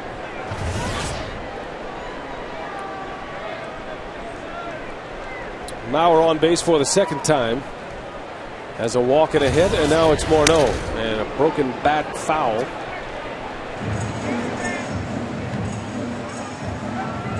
That's an important pitch for Mitch Stetter. You know, he's effective when he gets left-handed batters to chase, and the only way you get him to chase is to be somewhat inside conscious. It's a dangerous pitch for Stetter, especially with a guy like Morneau. Yep, because he wants to get lefties out with a slider away. But you got to throw something in on him once in a while.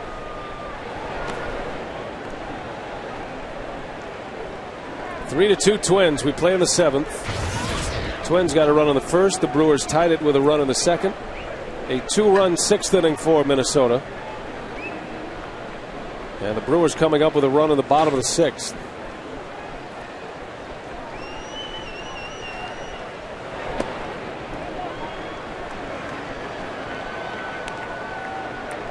I think the result of perhaps getting too much of the plate against Mauer affecting Stetter's last 2 breaking balls to Morneau.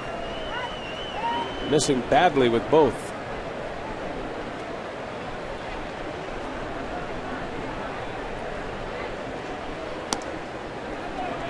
Three and 1.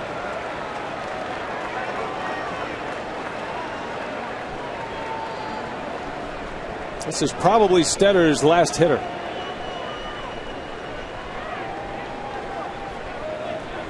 We got Kubel on deck, so he'll have one more. Swing and a miss.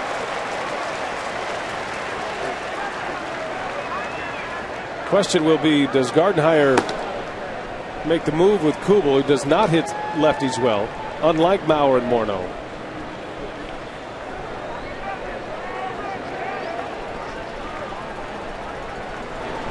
Struck him out. Stetter's streak is still alive. Now coming back after being down 3-1. Able to throw a couple of sliders right where he wanted to. How about this? Try hitting that. That one's off the plate. Justin Morneau chases that slider. That's a good pitch. And now each of his last 13 outs have been strikeouts. Gardenhire is going to leave Kubel in there to face Stetter.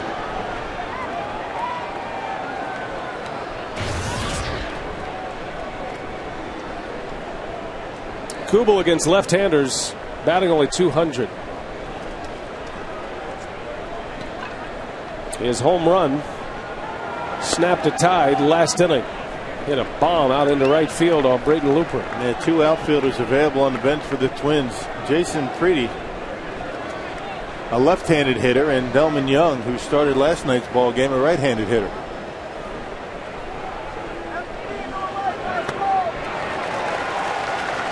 That's one of the benefits of having the lead. If the Twins are tied or possibly down, it's unlikely you'd see Kubel hit in a spot like this.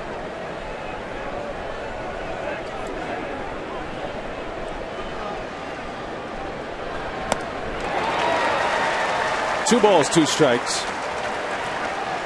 Kubel's been battling flu-like symptoms. He had to leave Sunday's game in the third inning against Houston. Snapped an 11-game hit streak. Didn't play last night.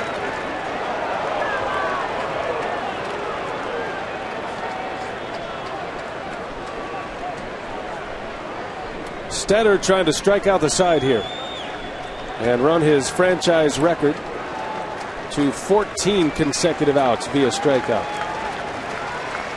3-2. Runner takes off. Kubel fouls it away.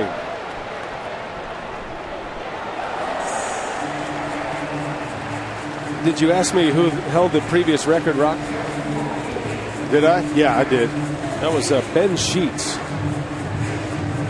Last year, as a matter of fact. Okay. He had a string of 10 consecutive outs as strikeouts. Thank you for that. I knew you were wondering. Got him. Stetter strikes out the side. What a performance by Mitch Stetter. Gives up an infield hit, but that's it.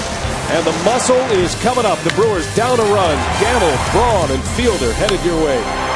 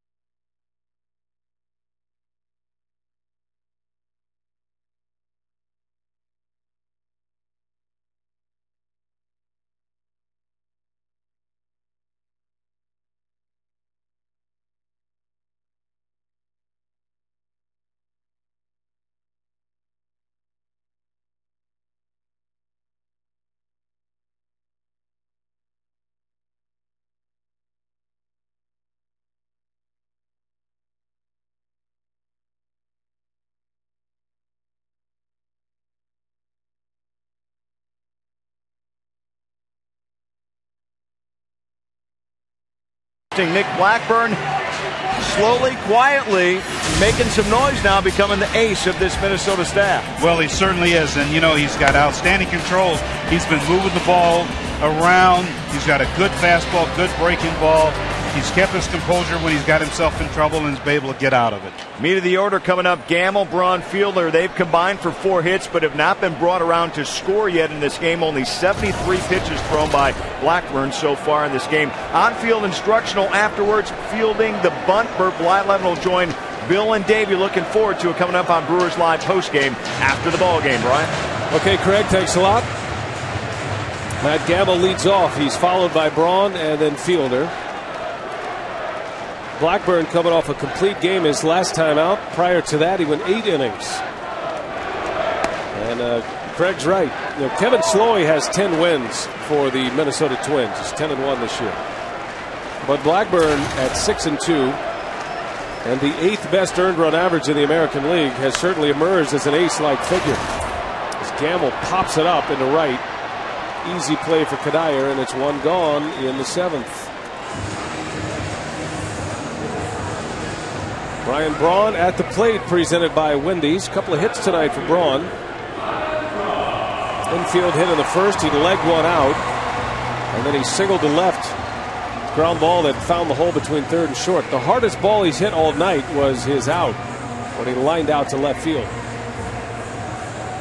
And getting back to Blackburn, he's one of those guys that defense love to play behind because he throws strikes every pitch that he throws. I mean, that defense, the infield, the outfield figures. His baseball is going to get hit. And you like to play defense behind a guy like that. On the flip side of that, you had a guy like Liriano last night who struggled in every one of his 5 innings but still picked up the win. Threw an awful lot of pitches. Those guys are tough to play defense behind. Liriano had as many pitches through 3 innings as Blackburn does through 6 1/3 here. Braun, high fly ball to center field. This will stay in the ballpark. 2 outs. Blackburn has not walked more than 3 batters in a game all season. He's only walked 1 here tonight. I mean, he's given up hits. The Brewers have had base runners tonight. 9 hits for Milwaukee, including 2 doubles by Cameron. Yeah, 9 hits, a season high issued by Blackburn. Previous high 8 hits. He did that. Gave up 8 hits on a number of occasions. But as Dave was talking about, able to get his outs when he's needed them. And the biggest opportunity for the Brewers is that they haven't been able to score the 5th. Back-to-back singles, Gamble and Braun, and then on 2 pitches able to get out of the inning.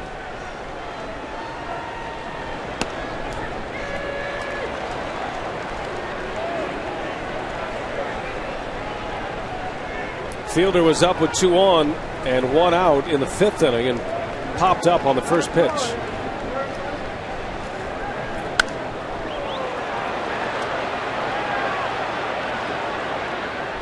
Ball and 2 strikes on Fielder.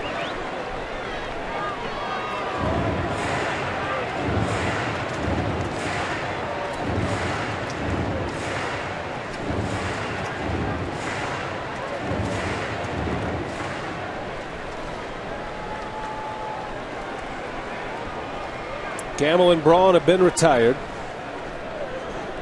The 1-2 to Prince. High and tight. Buzz the tower, and Fielder backs out of there as he evens the count at 2-2. Well, purpose pitch coming up, but just a little bit too high if you're Prince Fielder. A little too high for the liking. Don't mind coming up and in, but not that high. Came back in there. Fielder takes. Tough pitch to lay off. Fielder has worked it full now. 3 balls, 2 strikes. Prince singled off Blackburn in the first inning. He's 1 for 3. Representing the tying run at the plate. And Fielder pulls one toward the hole. Morneau dives. Blackburn is there for him, and it's a 1-2-3 inning. Blackburn goes through the heart of the Brewers' order.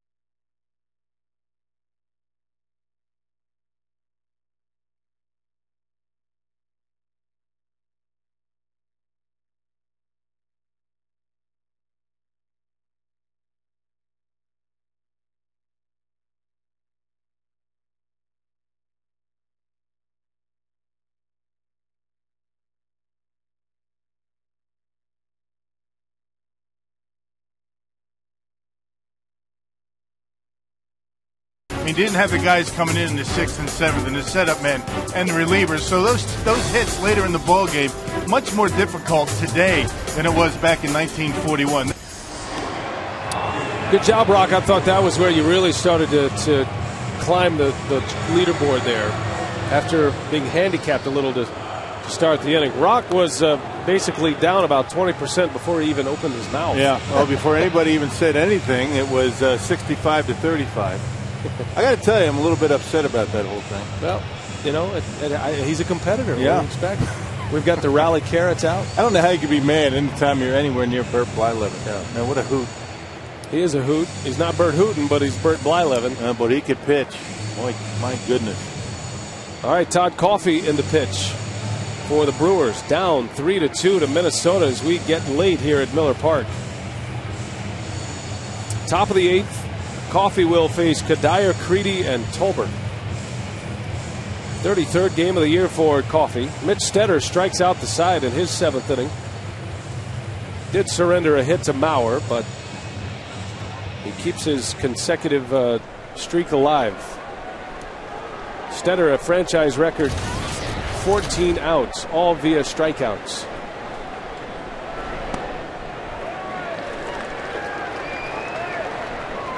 Well, Kadire part of the big inning of the 6th. The Twins got a home run from Kubel and then back-to-back doubles from Kadire and Creedy to score 2 runs. And Kadire just rips one back up the middle, his 2nd hit. Guy's got some kind of stroke. Yes, he does. And not just what he does on the field, but Michael Kadire, certainly the leader of this ball club. You can talk all you want about Joe Mauer, Justin Morneau. We've done plenty of that in this first 2 games of this series, and they deserve all their accolades, but Michael Kadire is kind of the glue that keeps his team together in the clubhouse. There's just something about facing the Milwaukee Brewers that brings the best out of the Twins.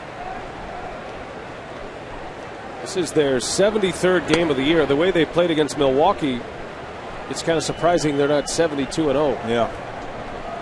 I mean, it's shocking to look down and see the Twins at 36-36. This is not a 500 ball club. At least they haven't shown it against the Brew Crew.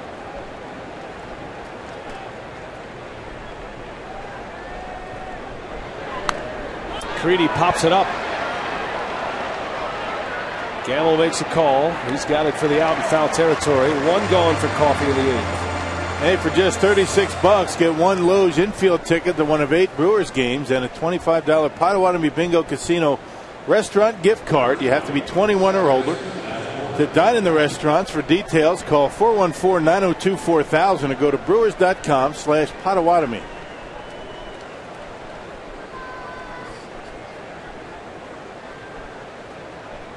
Coffey with a man out and a runner at first. And it's Matt Tolbert, Minnesota second baseman tonight. Tolbert has been on all 3 times at the plate. 2 walks and a fielder's choice. Brewers try to make up some ground in the Central. They need a win tonight to do that. Cardinals lost big in New York tonight. The Mets won 11-0 over St. Louis.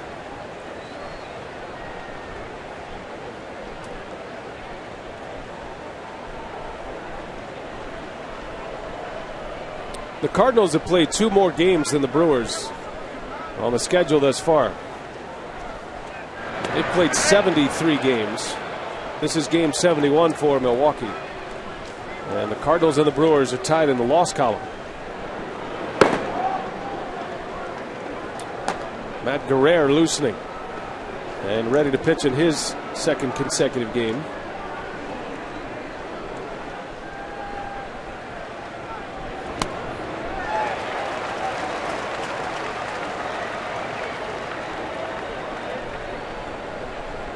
Milwaukee started the day 2 back of the Cardinals, a game and a half ahead of the Chicago Cubs in the Central.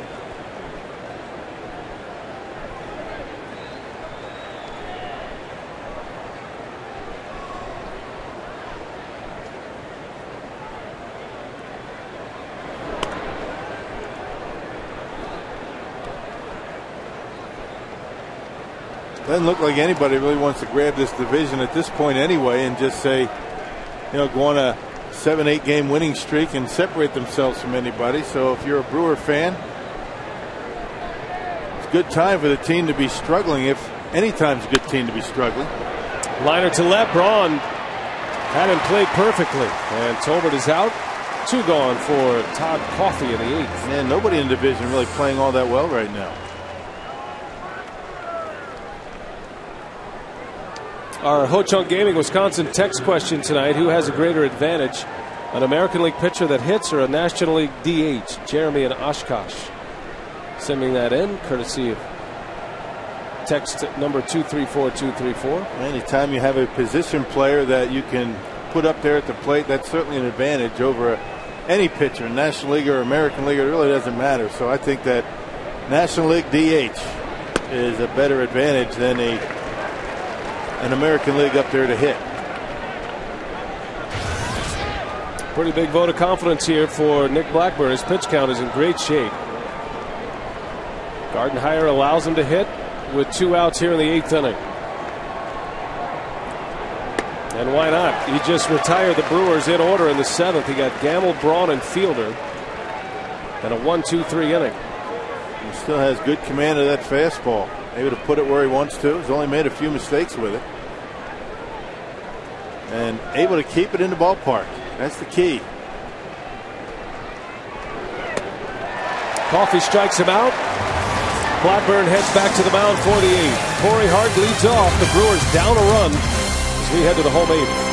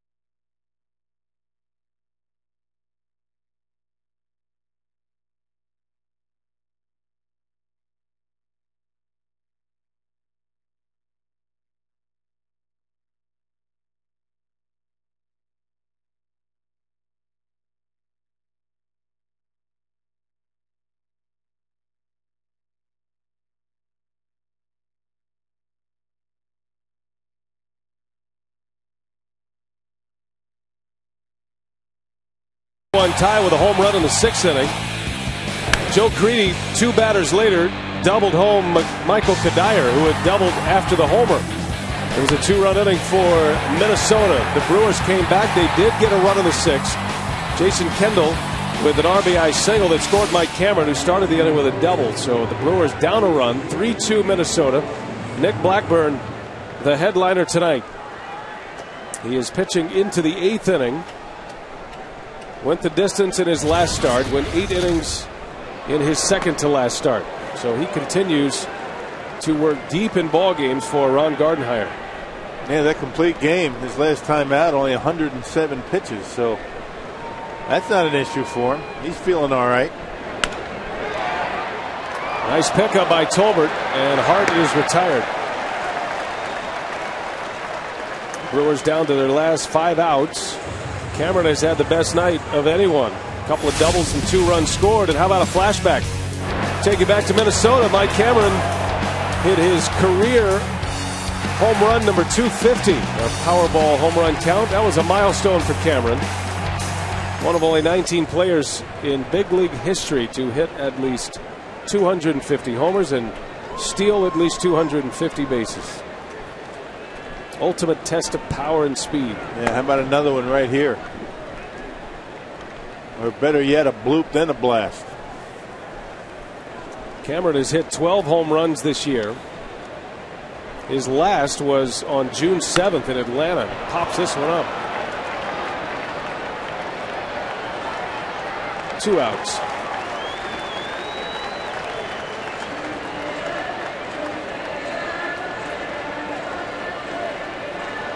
Blackburn has retired 7 straight. 2 gone in the inning for J.J. Hardy.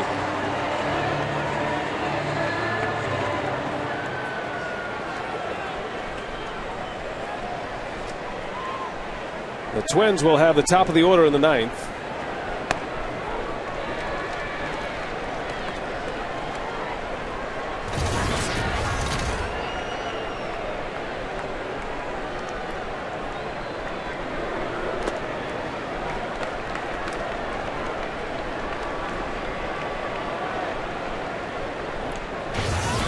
Hardy is 0 for 3.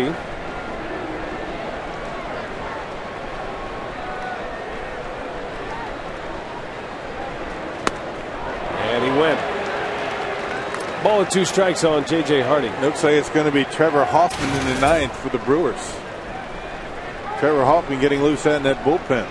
He needs some work. It's been a while for him.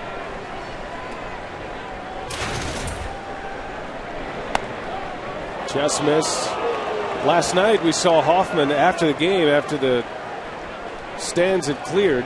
Hoffman threw a bullpen session last night just to try to stay sharp, and he is warming up with the intent to pitch here in the 9th.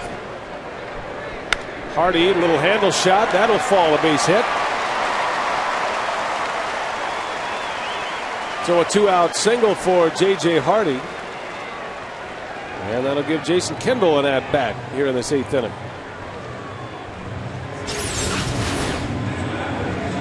Can't put it right where he wanted to, but J.J. able to pull the hands in enough to fight it off into center field. Didn't hit it all that hard. Put it in a pretty good spot. J.J.'s first hit. Now, if you're looking for pinch hitters for the Brewers, the only left-hander on the bench, Jody Garrett. Got Rivera, Hall, and McGee, right-handers on the bench. Now Kendall does not have home run power, and as deep as the Minnesota outfielders are, unless you send Hardy at first base, it would be almost impossible to score him. It'd be almost impossible to get one through a gap or to the wall. Kendall launches one deep left center field. This one's well hit, and it's off the top of the wall. JJ is going to try to score. Here comes the throw, and Hardy's safe. The ball gets away. Kendall on his way to third, and the ball's into left field. Here comes Kendall. Oh my. The Brewers take the lead. Are you kidding?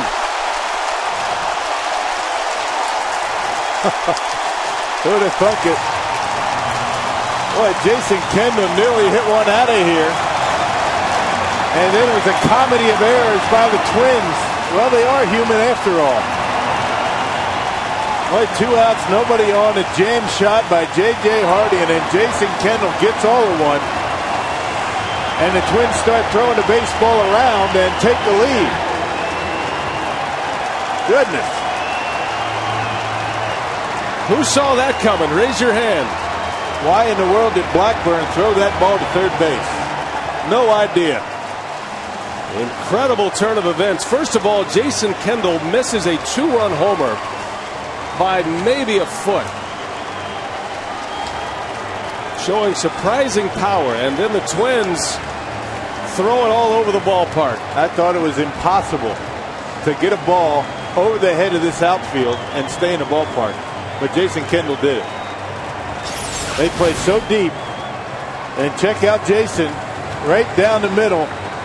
Gets it all, hits it at the base of the wall. Kubel gets it in. Brendan Harris's throw off the mark. I have no idea why Joe Mauer was trying to stay put at home plate and do the sweep tag. And then they throw it into left field. Have no idea why Blackburn threw that ball to third base. 2 runs are in with 2 outs. And here's Casey McGee, and all of a sudden the Twins, who have kept their thumb on the Brewers all season, are behind as we play in the bottom of the 8th, and Trevor Hoffman loosening up in the bullpen, ready to go now. There's 2 errors on that play. McGee drives one to center. Gomez is there. And the inning is over. An E6 and an E1, and the Brewers have the lead. And folks, it's Trevor time at Miller Park.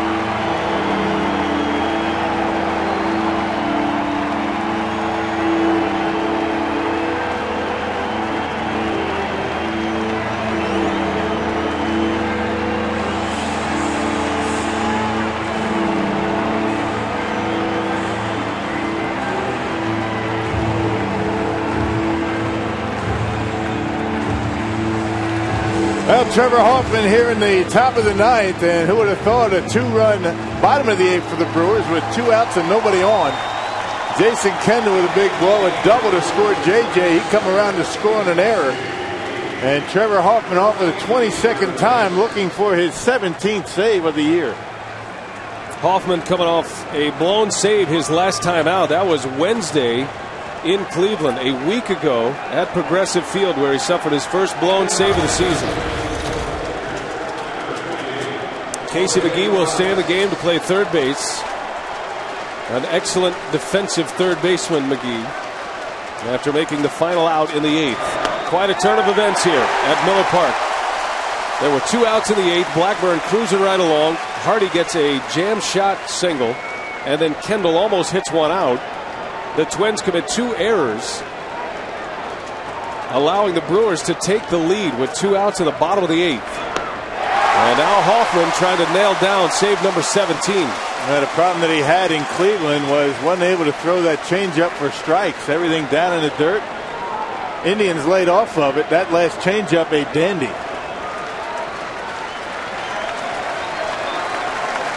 Top of the order for the Twins. Gomez swings and misses. Down he goes as Morales is gone. And 1 gone here in this 9th inning. Strikeout for Hoffman. Well, got ahead with a fastball, then put him away with the changeup. Good location with 2 strikes. Down in the dirt.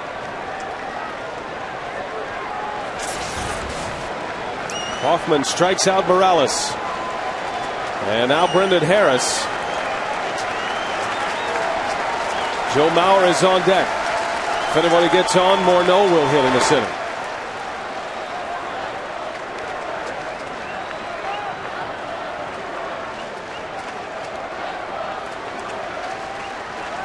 Hoffman took a loss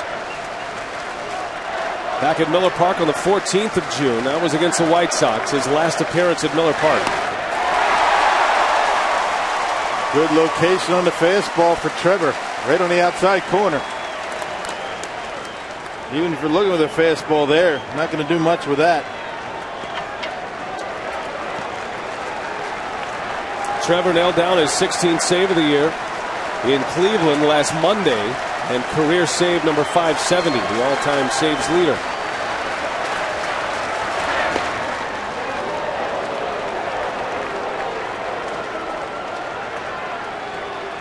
A 2-run bottom of the 8th for the Brewers, thanks to 2 Minnesota errors with 2 outs. Has them on top, and the Brewers trying to steal a game from the Twins. 2-2.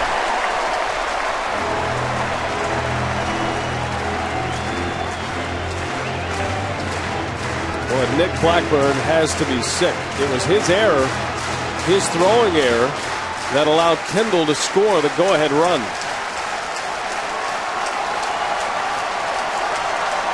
2-2 to Harris. Struck him out! Hoffman, back-to-back punch-outs. 2 gone in the 9th. Now back-to-back fastballs. You don't see that very often, but Trevor Hoffman able to blow it right by him at 87 miles an hour. Right on the outside corner. Good location for Trevor.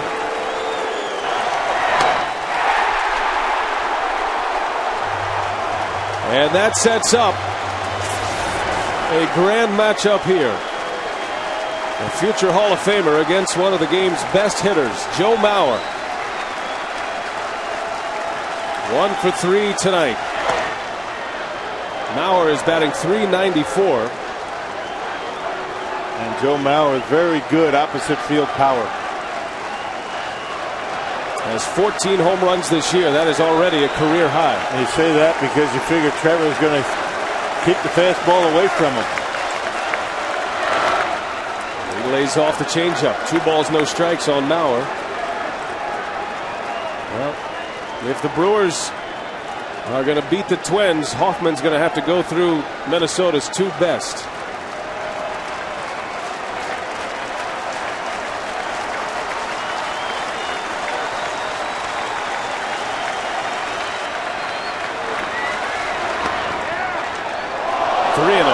Didn't miss by much.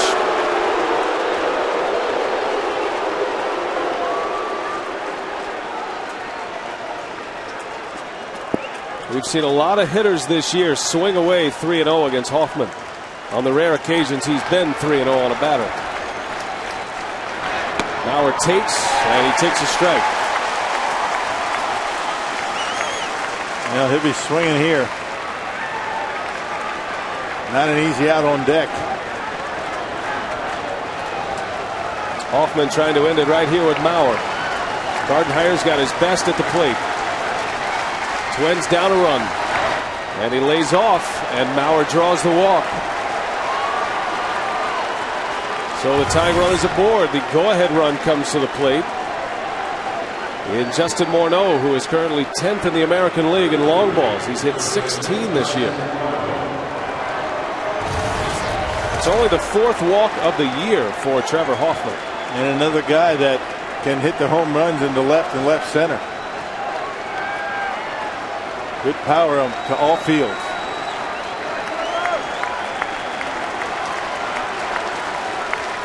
Four to 3 Brewers. Hoffman an out away from a save. And an improbable win for the Brewers.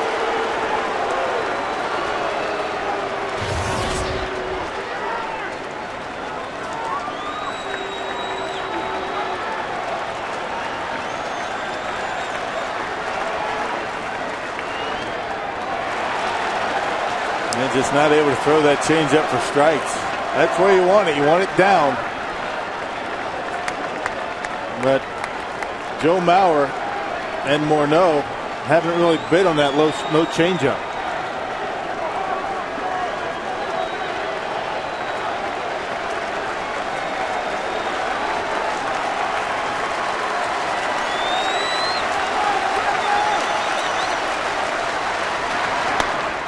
strike. Morneau wondering if it was up. After two changeups, that 87-mile-an-hour fastball probably looked more like 95. 2 balls and a strike on Morneau. 3-1.